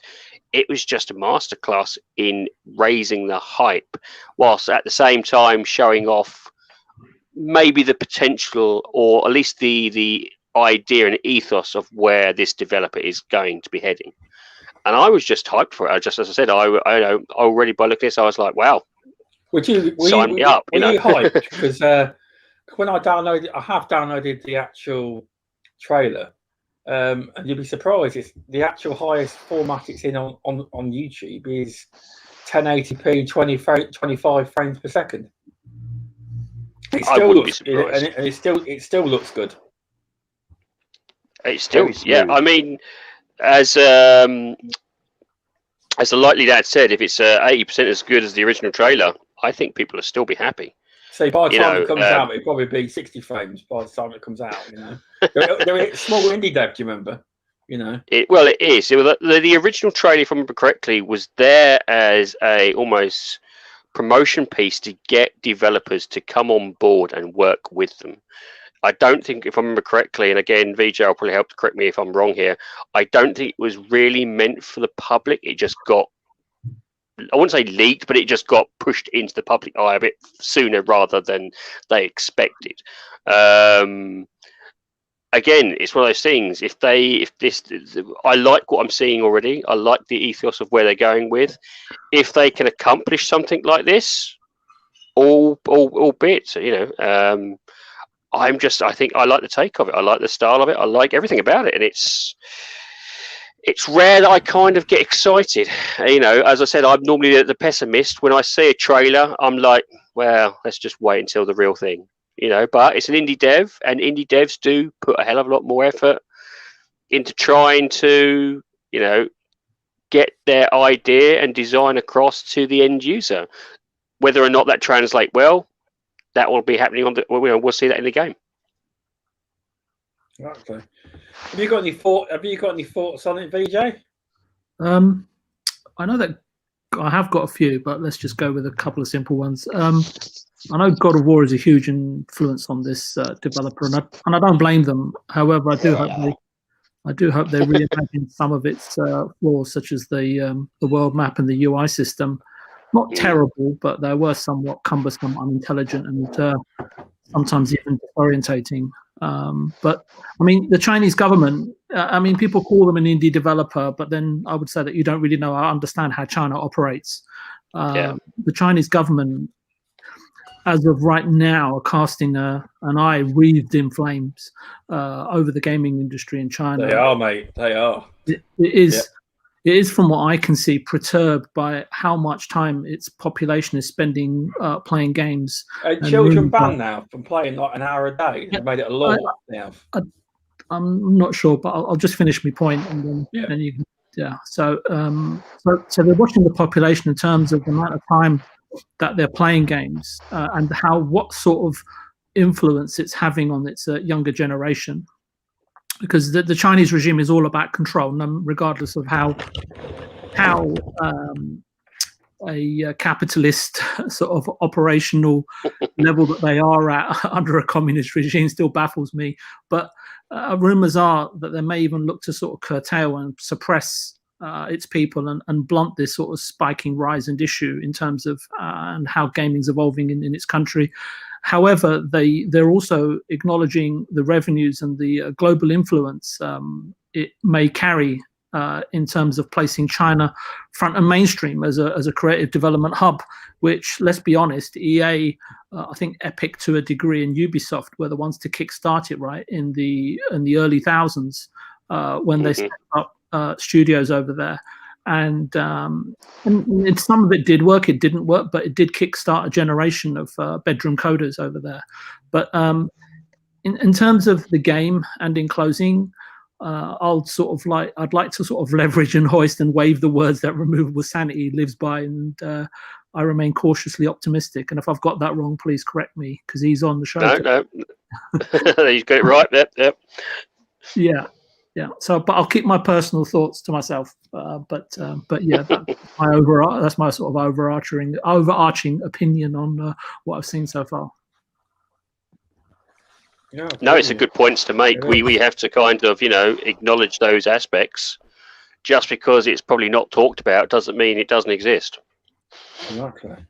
A lot of people seem to be keep comparing Microsoft's main competition to Google and Amazon, when the real threat in the gaming world heavily is Tencent.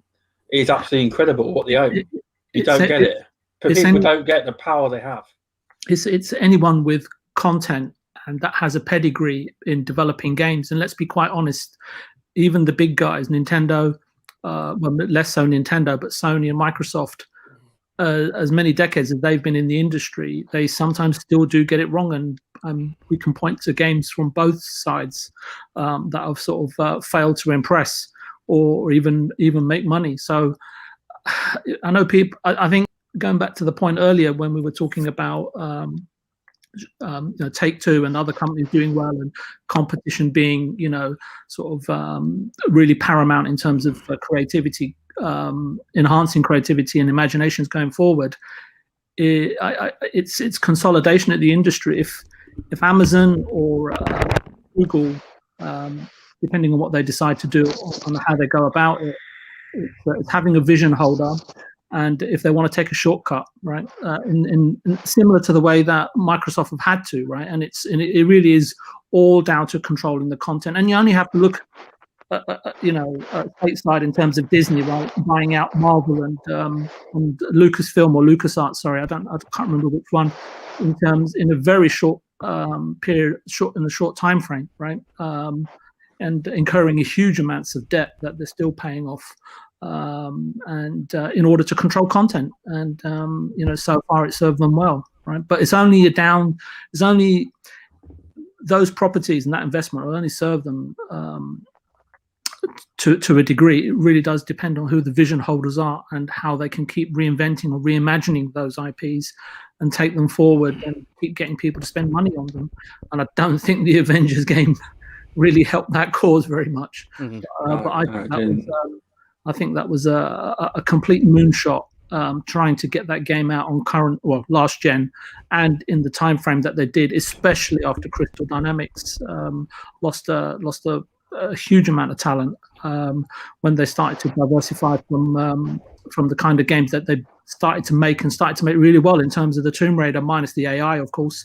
But who said something about we always end up diversifying into different topics when we start? We do, don't we? Well, I'm guilty of that, so I'm really sorry. Yeah, sorry. Please carry on.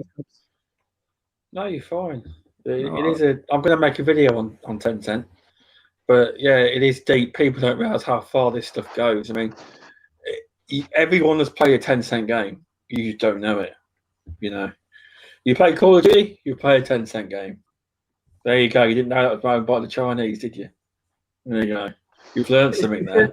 You know what? It's no different. Some of it. It reminds me of some of it, but it reminds me of the 80s and 90s, 70s and 80s and early 90s, when the Japanese were buying up the square mile, over in London, and then no different to the 80s and 90s when the Arabs, struck oil and wealth and started to do the same, and then and now it's the turn of the Chinese to flex their muscle and their financial power to buy up businesses. I mean, we just look at the gaming industry, but you'd be surprised how many industries that they've infiltrated.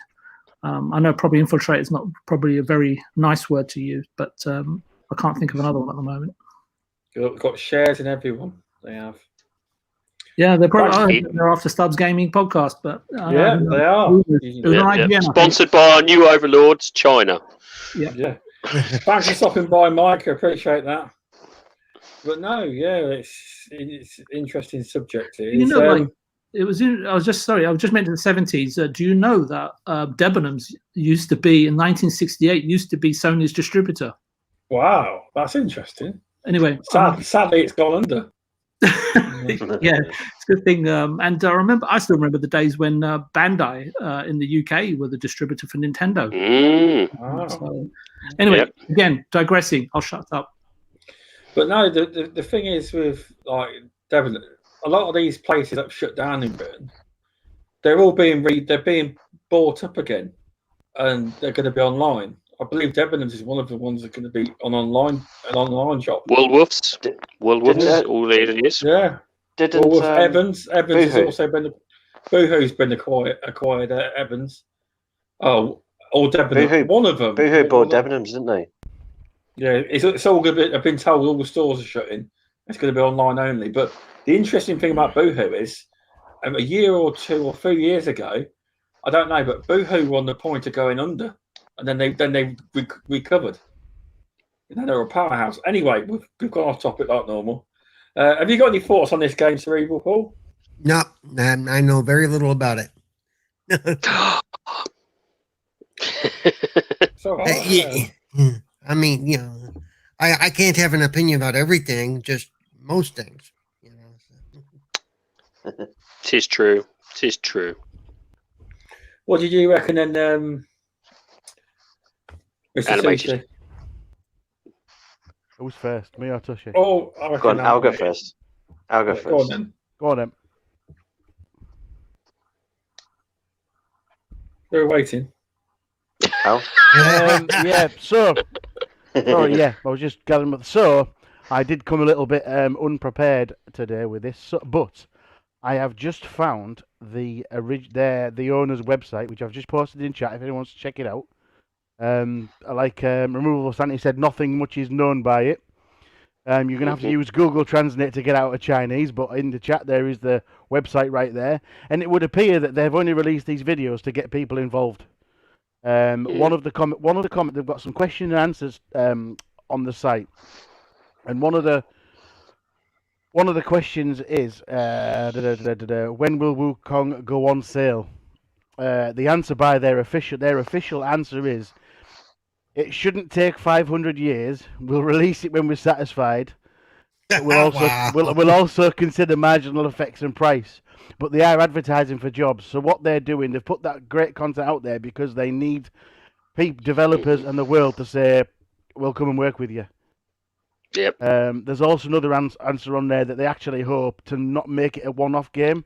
It's going to be by the look of it, more and more stories in the same vein, which I think is really good.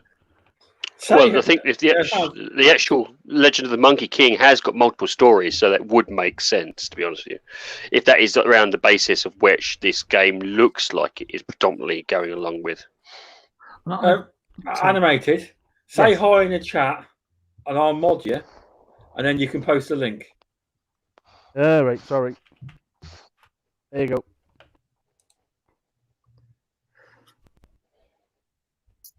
I'll tell you one thing that did impress me was on a technical level it's fantastic to see what the Unreal Engine 4.25 can still achieve.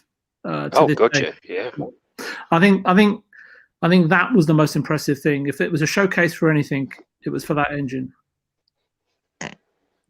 Without a doubt, it was stunning, and I was like, ooh. Well, I mean, for that engine and a precursor for Unreal 5, right, which is due out commercially at the end of this year. Yeah, I can't. That'll be a serious engine. That will be. I'm looking forward to that. Tells me with that game, there's a lot going on screen, though, isn't there? If you see a lot of particles on the screen. There's lots of stuff going on at one time. For the fur, the particles, the fire, the attacks, everything. But was that confirmed to be Unreal 5 tech? 4. Yeah? It's 4. 4. Wow. So what's 5 going to be? But exactly. online, they're saying it's Unreal 5 when it's not. No, I think no, it's not been released to the public yet, is it? So it can't be. Yeah, but if you read a lot of these Twitter people, the ones that got big followings, they're putting Unreal Engine 5, and it will be once it's out. Yeah. But at this moment, that photo is not.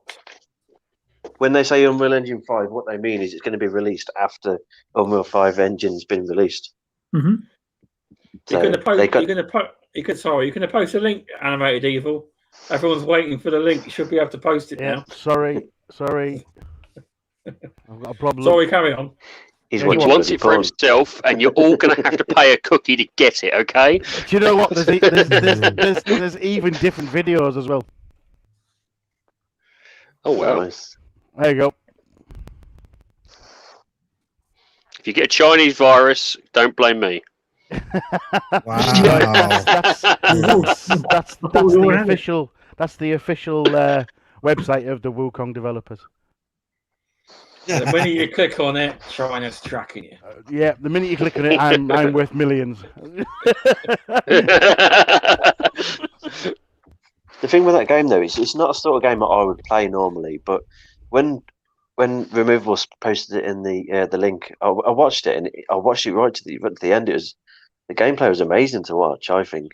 As I said, it was a masterclass in trying to hype up interest into the game. It was just exceptionally well done, and which should make sense if they're trying to encourage talent to come to their studios. Now, I think VJ will be able to confirm this because it's quite hard to get talent to studios, isn't it, VJ?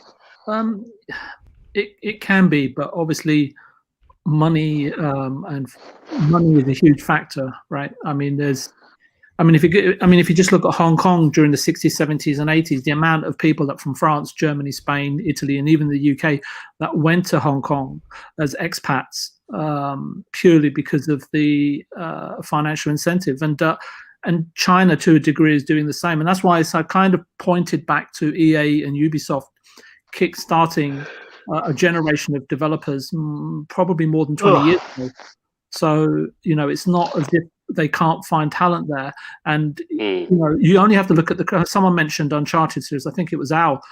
When you do play, if you look through the credits, you will find that Naughty Dog are prevalent in using outsourcing companies in China, and if you look at the actual game from a technical perspective, they already know how to use physics-based rendering on materials. Also using Unreal 4, the community is so huge and diverse, is that if you have a coding issue or a tools issue, the answer is typically a few keystrokes away. So the engine does play a huge part in that, compared to engines of yesteryear, where coding was paramount, right, in terms of getting your creation up and running. But the playable character and even the NPC designs are outstanding, as is the motion matching animation system in Unreal. It's on display. We discussed this last week, didn't we, in terms of the medium, right? For me, it was a little lackluster. I don't mean to upset you, Will. If not very poor implementation of the system in the medium game itself. Although it has to be said, like many others, and I know there's people that are on the other side of the fence. I really enjoyed the game overall, but it was just something that I think that would have helped to sell the game on another level if the motion matching system or animation system was better. But this game, whether you're a fan of Journey to the West, Fable, and the dozens of derivatives you can find, that I've come across while I was sort of stationed out there for MI5, for me, because I've watched so many movies and TV shows and stuff about that kind of thing while you're over there, it didn't really grab me or engage my imagination like it did Removables. But that's just because we've been exposed to different things and we've lived slightly different lives, right? So, if I was to, put my finger on it, put my cards down, or place a bet. As I said, technically it looks fantastic, but there's a myriad of facets that go into making a game, and we've seen fantastic games that look great, that look fantastic, that fundamentally, when you get them in your hand, how well do they play? And I think, to answer your question, is it easy or difficult to find talent? Yes, it is, depending on what facet of the game. And I think the biggest and the most important facet of any game is gameplay, right, at the end of the day. So I think that's their challenge, and that's the time I think that they're taking, because I think that you can see from what they've showcased the talent and the ability to actually create graphics and animation seems to be on par with pretty much anything else we've seen. But having said that, the background environments, for me personally, and of course it's always going to be subjective, are passable, not in terms of detailing, but in terms of artistic inspiration, especially when I go away and compare it to other games, and there's far too many other games out there to mention, really. But yeah, again, I'll just stop there. That's good to hear you take, VJ. I always fully enjoy and respect your views, because you're quite a well-versed.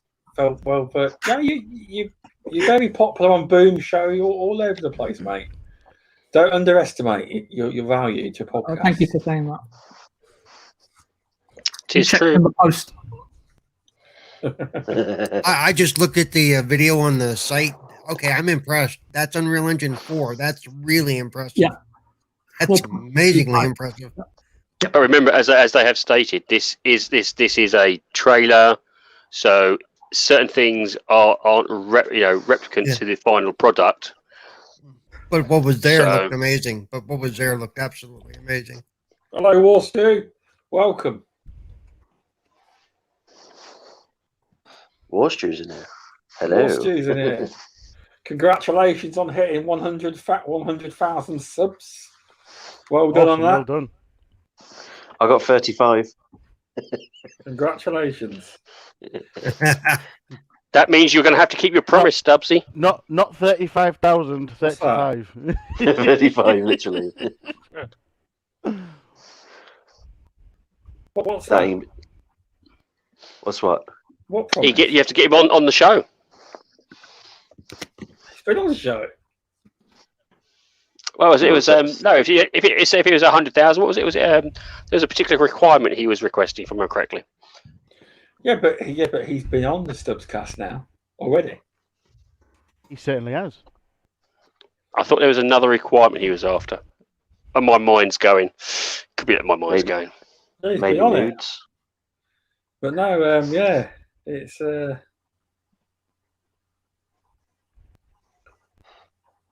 so. Also, so what is VJ's game of the week? Because Indy's dying for you to talk about it in the chat. It's got to be Edith Finch, isn't it? No, It has to be. You caught me red-handed. Yeah, absolutely. No, I mean it's Hollow Knight, and but I have to be honest. I was telling him I did play Fortnite, but that was like a bit of a commercial break for me. So get back to playing Hollow Knight. It's a phenomenal game, as I say, but I can't keep going on about it because people think I like being sponsored by Team Cherry. But yeah. I've already given it a shameless plug, but I don't know if Indy caught it at the beginning of the show. Can you see this now? Animated evil, formerly known as Kinky Bear. Yeah, I thought. I've been told I've got to put that. Not enough people call me it anymore, apparently. So there you go. Should not be the artist formerly known as Kinky Bear. If it would fit, that's exactly what it was, but it wouldn't fit. I had to reduce the characters.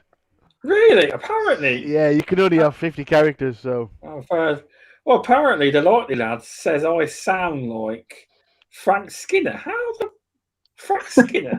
Really? I don't know. I don't like the sound of my own voice anyway. I hate it. Look, if I ever listen to a podcast, I take it you're not a fan of Frank Skinner either, then. I don't think I sound like him. You're Frank Spencer. Now you think about it, I think you probably do sound like him. I don't know. Mr. Tushi, you sound nothing like Kratos. Nah. Boy. Well, actually, it wouldn't be boy though, would it? Tushi would be Maggie D's. Oh, something like that, wouldn't it? KFC. KFC. Oh God. Fair enough if I sound like him, but yeah, apparently he wants to sort out a special on his channel, VJ, where you and him talk Hollow Knight.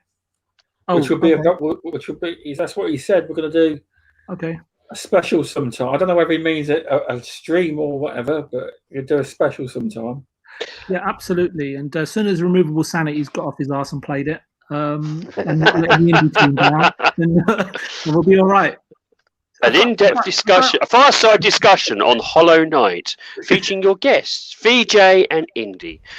Will we go into every aspect over the course of the next 12 hours? Yep. You don't dedicate 3 hours as to a conspiracy theory as to why you haven't played it. Yeah. There are so many games that I have got to play, and it's just trying to fit them in. I know the trouble is, I know it's one of those games. Just like I've done Inside now. As I said, I did. You know, it's just trying to get a bunch of time that I can actually play it and enjoy it. And it's just trying to find that time at the moment. That's the joy of having a young family. Unfortunately, actually, I have to admit, Removable. I am kind of a little bit jealous of you because you've got it all to look forward to. I think whenever you get round, timing is divine at the end of the day. Whenever you get round to it, and actually anyone on the panel and the community in the chat, whoever hasn't played it, when they actually eventually do get around to playing it, and if you do decide to spend some time in the game, I think you'll come to love it. But it is tough. But for me, I know at the time that everyone was saying to me, play Ori, and I did. but and I played it and I completed it, but this game is completely on a different level. I've still not played it yet. It's still on Forza. It's installed, Indy. It's installed. It's one. You're definitely going to play it. There's just too many games coming out and playing and stuff. There's not enough time in the day. I need to quit my job and retire or something before I can play on my bloody games. You do. You need more than 35 followers on YouTube for that, though, pal. Unfortunately, I don't know. What I'm saying is, Bill Gates, Elon Musk. It could be. If they're his followers and he does a Patreon. There we go. You say. I'm gonna have to keep calling you out, RS, on this show every week. Why haven't you played Hollow Knight? Indy does that already. You don't have to take another mantle on it. No, I think it's too strong for Indy. Me and him are gonna have to double up on you. Good God! Wow, that's some pressure, that isn't it? That's some first it's Indy and Lord Cognito. Now it's VJ and Indy. I'm starting to see there's a pattern coming around here somewhere. I am playing Hollow Knight, but I need to get a bit further into it. But I am enjoying it. But I've not got. You pressed the button on start. No, I haven't. I'm not that far in. I'm on Green Path, but I haven't got to the cusp where it sucks you in, where VJ is. There is a point apparently where it sucks you in, and that which is I want to experience that. You want to experience getting sucked. Okay, well, Trust Paul to raise the tone. Yeah.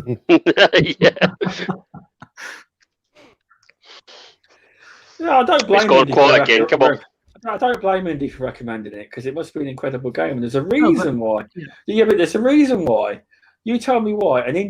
Not many indie games on their YouTube channel have 2.5 million views on a video. Not many games have that. No. So there's a massive following, from what I understand. Indy tells me on Steam, there's a massive following. A lot of people bought it there. It's very popular. And there is a massive following for the game. It's a very popular studio. And, the question I suppose we should be asking is, because there's a second one coming out, as Indy will give you all the details if you watch his show. Do you wait for the Ultimate Collection Remastered Edition? They won't do one. Which game? You don't know. Which game are you talking about, Removable? Hollow Knight. They could do a collection series where they put both packages together as one. I'm not sure, but the Game Pass version is the Void Heart edition, which has all the DLC included, as far as I can tell, and it seems to be fully optimized, running at 60 FPS. But the thing is, you see, the recommendation, you can always point to the fact that, hang on a minute, whether it's Animated Evil, whether it's Paul or Mr. Tushi or Stubbs, hey, look, gaming is subjective, and maybe maybe it's a subjective recommendation. But what you'll find with Indy, he'll recommend a game wholeheartedly if he believes that it's something that everyone will enjoy. But he always, sometimes when he recommends a game, even on his show, is that saying, he'll sort of put in a little laugh and say, oh, but I might be being a little bit biased here. So he'll always be honest about a game. And I find also that when I get recommendations from Mr. Tushi, but so if that's if that carries any weight or water for you, Removable, then for somebody who likes the influence of Asian culture, I would say that that this game Hollow Knight is strewn with it. So there you go, Removable. If Indy said it's already been done, it's called the Void Heart Edition. Exactly. It's on there, Void Heart Edition, with everything is in there. Yeah, I just added it to my queue. My queue is going to be busy tonight. You've just shut Removable Sanity down. You have. I just say if the second one's coming, it might be my idea to wait for both of them, get both packages. You mean the sequel? Actually, it's not. Yeah. I'm not sure if it's a sequel. It's that's why I didn't know what. Yeah, it's Indy ought to be able to give us a bit more information on that. I was about to, but I don't want to spoil anything for you. You see. Exactly, but that's the case. If you're going to buy it, you could get the whole. Get both of them together. Bam! Take it in one. Take it in one big hit. You get to play everything. No. Like you're doing Mass Effect. Is that? I've already played Mass Effect. I haven't. Tushi's going to do that with Mass Effect. I'm going to force him to do that with Mass Effect. Actually, Silk Song, which is the upcoming release, second game from Team Cherry, as Indy would put it, there's no set release date at the moment. We're hoping it's this year, but we'll see. It's nice, though, because they're not under pressure to release the game. And I'm pretty sure once that game's polished to the max, it's ready, they will drop a release date, and it will be the actual release date. No, we've got to delay it again, we've got to delay it. That's the kind of studio, from what I understand, that obviously they take pride in their work.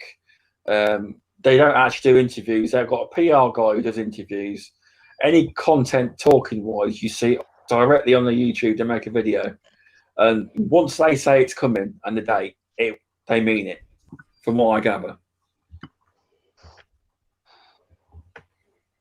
Because not many developers deliver games on time, do they? Not anymore. 2021's the year of delayed. Yeah. Imagine if it was Halo delayed. I think that's why they've given it a year, you know. I know. Just to cover their ass. I don't think it needed that much, because you hear people say, "Oh, well, I've played the game; it's really good, and it's all about polish, and we want to make it look better." I think they've said it's going to be a couple of months, and someone in the meeting's gone, "Well, it's their 20th anniversary. Why not just delay it till that?" Wow. Do you know what I mean? Yeah. I don't know. I mean, I'm dubious with the Halo, because they've got to get it right. I'm dubious with it. You know, they've got to get because now it doesn't. Because if they delayed it again, it doesn't really matter. They missed the ship date. They had all the monster cans released, had all the stuff released. They look stupid. So if they delay it again, it doesn't matter. It doesn't really matter. You know? But to release it on its anniversary, that's huge. Yeah, I do think it could have been. I could go this conspiracist route and say it delayed on purpose, but you know, it was obviously for a reason. But you've seen the reason. But no, Indie Gamers just said this: Hollow Knight is one of the highest praised games of all time. 120,968 overwhelming positive reviews on Steam. Wow. Overwhelming positive is the highest possible rating on Steam, and it's got 120,000 of them, and that's incredible. That is. Wow. So it must be good. Yeah, fair enough. And you've just pressed start on the game. Yeah, that's what removals. That's what Toshi's doing now. He just started Hollow Knight.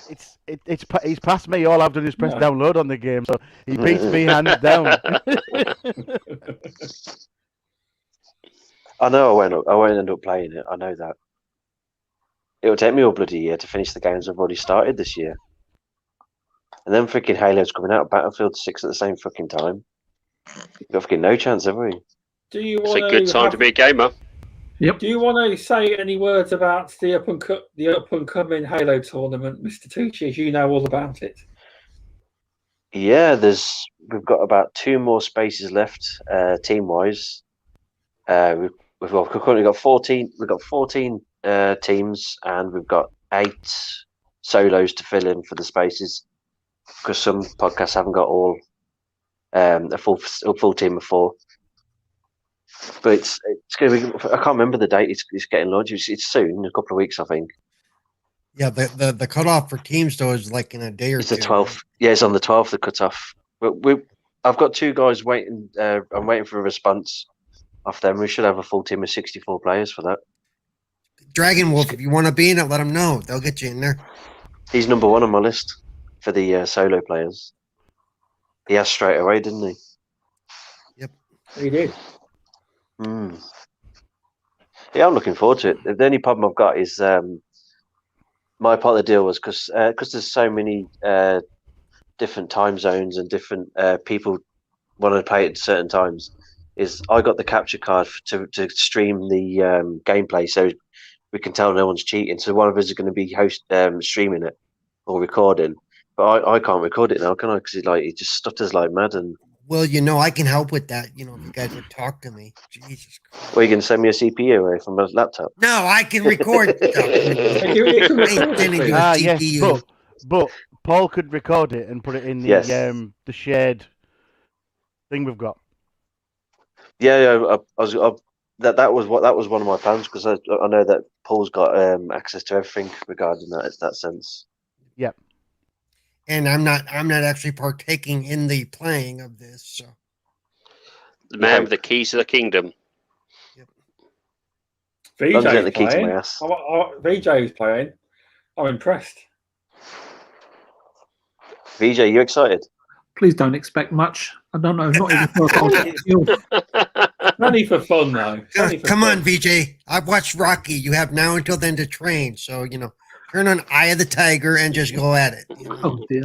Rocky was playing earlier. I got kicked out for killing the wrong team members, but now I've learned which is which, because some of them were firing at me and killing me with the same colour as me. I couldn't work it out. I couldn't. I know there were a couple of times they were doing that to me too, and I think that's what messed me up. I didn't know who to fire at in the end, but now I do. To shoot everyone. Yeah, pretty much. I think that's what Mav does, or he just shoots at me no matter if we're on the same team or not. Jason, the thing with VJ in multiplayer games, one thing I've noticed is one of them players where you don't see him in the game, like run and gunning like everybody. He just appears behind you. Then you've got like a shotgun to the back of the head or something. I'm glad you said that, Mr. Tushi, because I thought you were going to say, yeah, you just seem lying down, face down in a puddle. I think the perfect description for him. He's like a snake in the grass. He just appears there and bites you.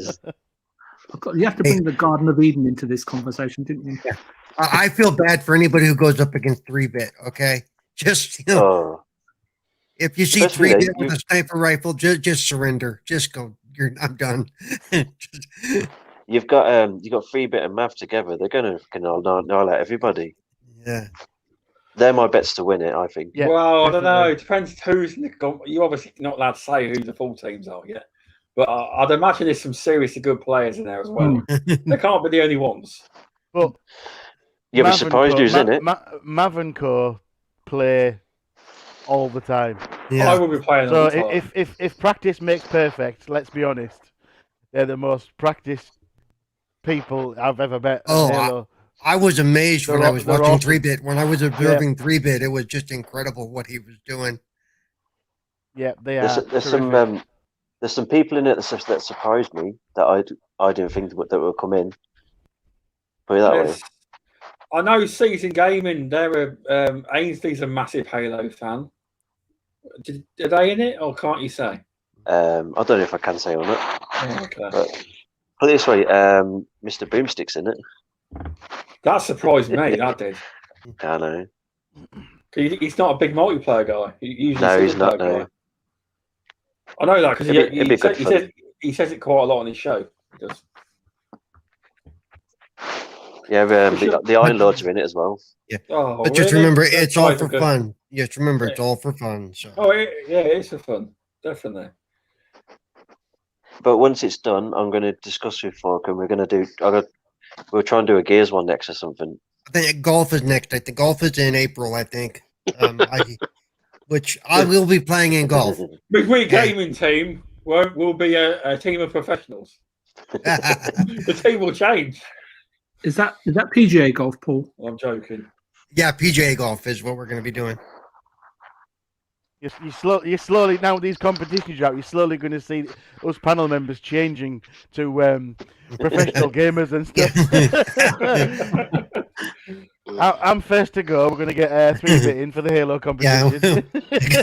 Yeah, but though esports, here we come. That's a bit of a contender because technically, Boom could have snagged 3-bit. Yeah, because it was a matter of who got to who first. Yeah. Yeah, exactly. Mav was on the phone. Quick 3-bit. Are you in? I need you. Come on. I know that last I know, Flemish was looking for people to play with too. So anybody who's looking for a team, hit him up too. There's a funny story behind that. Flemish messaged me, said, he asked me if he's interested in the Halo competition. He said, he wants in. And then he messaged me later. He goes, "I got pardon me, because you stole my player." Yeah, that would be me. Well, you guys asked. Stubbs, you guys asked first. So what? I have to go with that. I'm on both, obviously. So I have to go with who asked first. But we've got 8. So we've got 8 solo players to fill in the gaps anyway. So yeah, everyone will be fine. Indy, it's over. It's over a number of weekends. It's on Saturday nights, I think, like 9 or 10 at night, something like that. It'll be different times during the day, whatever suits everybody.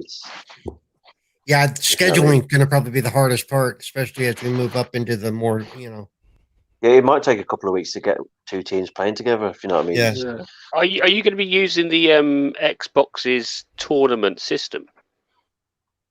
I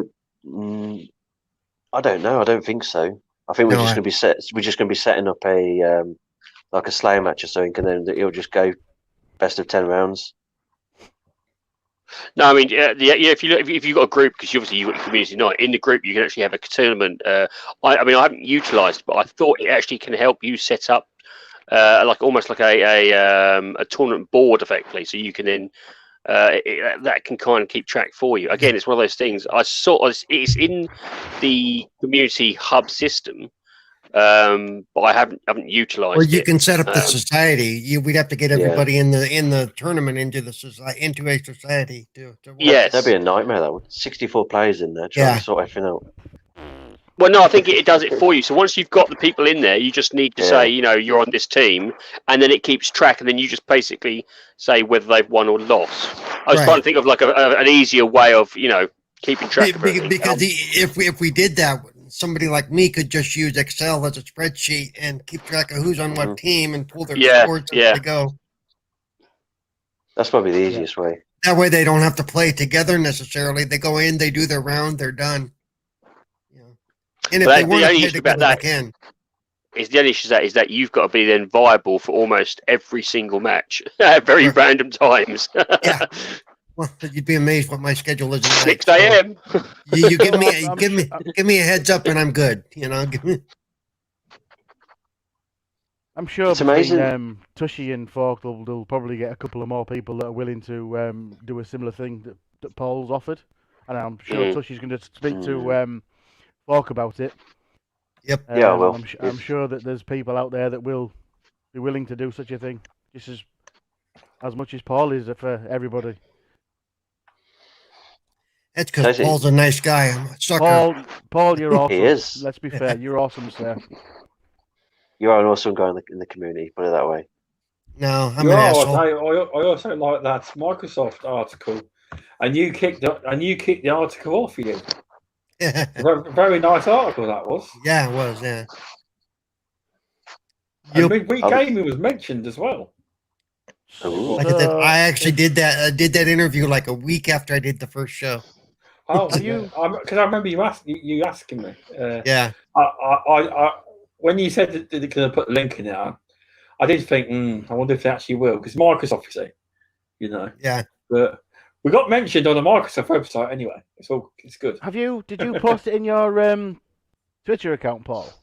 Yeah, I did. I mentioned. I read it as you DM'd it. So if anybody it's in the thumbnail. Chat, if anybody, it's in the thumbnail. Fair enough. If anybody in chat doesn't know what this is, Paul did a fantastic interview because he's such a great guy and a great member of the community and an Xbox ambassador. I sent Phil Spencer $50 to top the article. So and he needed it. So yeah, check out Paul's Twitter and the thumbnail, and please read it if you haven't. It will open your eyes about the man. It really will. I haven't read it yet. The other thing that might open your eyes is read the tweet I sent this morning. I probably stirred a couple of pots. Yeah, as well.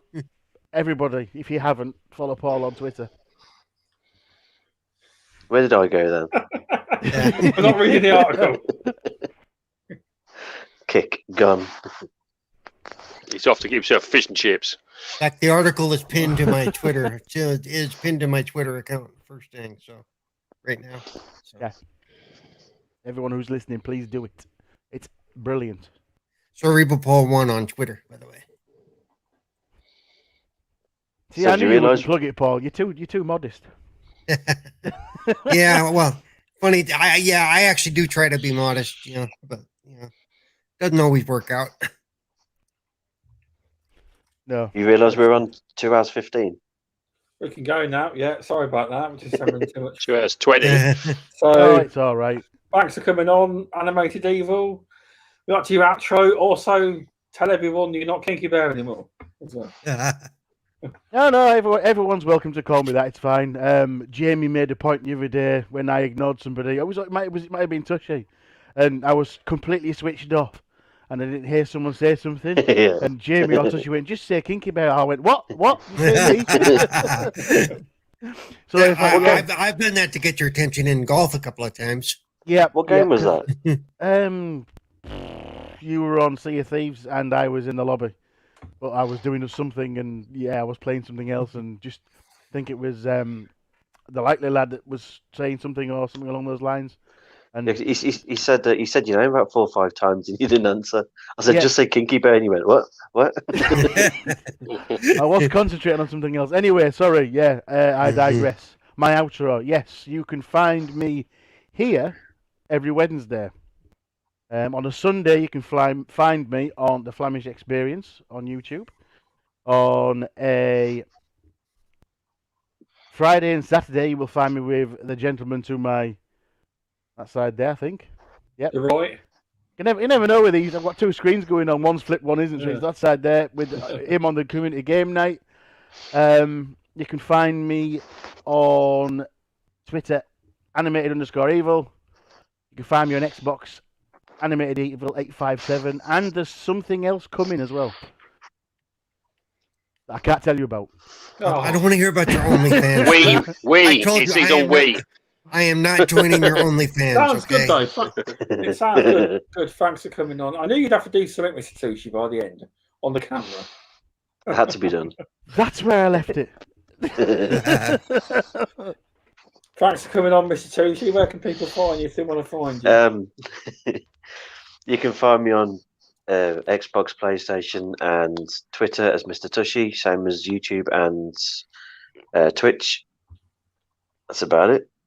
Or you can also find me on the community game night on the week every Friday and Saturday night, 9 PM UK. This week we're playing. Friday we're doing Forza Motorsport 7. We're doing a touring car championship. Saturday in the day we're doing something different. We're doing a Fortnite tournament on a private lobby gifted by Fork. So we've got a space for 100 players. On Saturday night we're playing Rainbow Six Siege and what was the last one? I can't remember now. Need for Speed Heat. We're trying a few little new games here and there. That's about it, really. It's a busy week. It's a busy weekend, anyway. Thanks, VJ, for coming on. I always appreciate you coming on it. You always had a greater perspective to gaming in general. It's much appreciated. Where can people find you if they want to find you? Oh, they'll find me on my Xbox in a minute playing Hollow Knight. Brownie points there for Mindy. But thanks for having me on the show, Mr. Stubb. It's always a pleasure. And all my best ideas I learn from removable sanity by these sleep talks. I wouldn't say that, but there we go. Yes, thanks for coming on, VJ. Thanks, Cerebral Paul, for coming on. Welcome. I knew, yeah. Welcome. Are we starting again? He welcomes me like 3 times a podcast. It's kind of yeah. Where can people find you if they want to find you? They can. I almost pretty much match up with the Animated Evil schedule right now. You do now, yeah. Wednesdays. Sundays you find me on the Flemish Experience. And then let's see. And then you can find me, like I said earlier, on Twitter at Cerebral Paul 1, on Twitch at Cerebral Paul, and on Xbox at Cerebral Paul 921. So, and you can also, I'm always gaming. If you ever want to play a game of golf or do something multiplayer, just hit me up. Let me know. Worst I'm going to do is say no, go away. Don't bug me. So no. He'll kick your ass anyway. Yeah. Especially in golf, I'll almost always play you. Because in golf, I'll win. I mean, and then actually in a few weeks, I'm gonna have to tell Flemish I'm gonna have to miss a week on the 7th. I think I'm going to be on Mav's show, the new one about pop culture and all that, movies, and all that stuff. So I'll be hanging out there, getting to flex my muscle a little bit outside of gaming. So you have to put your holiday form. You have to put your holiday form in with Flemish. See if he approves it. I have to put in a request and see if I get approved. Yeah, it's going to be put on it's going to be put in writing on the back of a postcard, unfortunately. Yeah, for PTO, I need to request PTO from a podcast. Yeah. But yeah, no, thanks for coming on, Cerebral Paul. I appreciate it. And Removal Sanity, where can people find you online if they want to find you? Well, first of all, thanks again for let me again appear on the podcast. I always find it interesting. People even want to listen to me say talk in any format. Well, you can find me. Show, you've done very well, mate. Very well last Saturday. I'm nowhere, honestly, compared to those that were on there. I'm just even when they were talking about Inside came up, you even covered. And luckily, you played Limbo. You done very well there. You did. Basically, what you're trying to say is I'm a very good bullshitter. You can find me on YouTube, Twitter, minds.com, and on Xbox as Removal Sanity. And of course, if I'm still allowed, every Wednesday on here. Yes, of course. Thanks for coming on. You can find me on this YouTube channel. Please press subscribe and like the video. Also, Midweek Gaming and the Stubbscast is on Spotify. If you type in the Stubbscast, it will come up. And if you type in Midweek Gaming on search, it will come up. But we are on all major podcast platforms as well. If you'd like to leave a review on them platforms, that'd be very helpful. I will try and track it down because I use Anchor. It hasn't got a big analytics board where you can log in and see everything. So let me know if you've left me a review. I'll go and find it. Anyway, this Friday, I do clash with the community game night. I have the indie game. You're all right. I have the indie. It's a one-off. I didn't want to do Valentine's with Indie Gamer. So this Friday. It will be 9 p.m. UK time. Let's see, 4 p.m. EST. That's 1 p.m. PST. Stubbscast, the content creator, featuring the one and only Indie Gamer. I can't wait for that. That'll be a good conversation. I'll hit on retro, but more so on indie games and into the content creation. I honestly think you really will learn a lot about content creation because he knows his stuff. Indie Gamer does, and I'm sure it will be a fun show. So if you want to check it out live, or if you miss it, you can check it out after the fact, and it will be downloadable in podcast form as well. It will. So I appreciate everyone stopping by. Dragon Wolf, Indie Gamer. Who else? Let's have a look. Yes, oh, Indie. Right. Who else we got? Dragon Ball Telegonic, The Lightly Lad Masuku, Animated Evil. Oh no, he's say because you're in the chat. That's because I take over chat every week. Stubbs, fine. Tushi Gaming. Tushi Gaming. I've just got one. Stubbs, I've just got one announcement to do quick. I want to do a little community challenge, and I want everyone to pester Dragon Wolf, and we're going to try and get him on Fortnite. He said he'll never play it, so it's going to be my challenge to get him on there now. Oh, Dragon Wolf! Come on, Dragon. Direct messages are acceptable. On what? Sorry, I missed that. What did you say? We're going to get Dragon Wolf on Fortnite. Go try and get Dragon Wolf on Fortnite. Yeah. He's put FU in the chat. For the community game night one, even I might play Fortnite, but because it's not my favorite game. But yeah, Dragon Wolf's not happy. Also, Masuku is correct. I hadn't got to that yet, but I am on Wilmy Hood's show called Ask Wilmy. It's a question show about asking questions. It's a good show, though. I put my questions in already. I hope you answer them. Yeah, he actually picked week because next week I'm back at work, so I won't be able to do the late American podcast next week. So I can still do this slot. It's fine, but I can't do the normal American slots. But yeah, so looking forward to that. So it should be good. So anyway, I appreciate everyone stopping by. If you could please like the stream and press subscribe if you ain't. As I don't ask people enough, I'm being told to ask more. Ask people to like more, share more. If you could, I really appreciate it. I'm going to make some videos. I know I talk about making videos. I don't do it, but I'm going to do it because I've been looking at my analytics and I think I need to make some videos. It's all good having 96% subscribers watching your watch time when you've got 3.4% people actually non-subscribed. It looks good, but not for growth, you know. But it's all good. We'll make some videos. And I procrastinate a lot. But anyway, thanks for coming to watch the show, everyone. And we'll see you all next week. But I'll see you Friday if you stop by to the Subscast. Right. See you all soon. It's nice. Chat. Hey, Hey,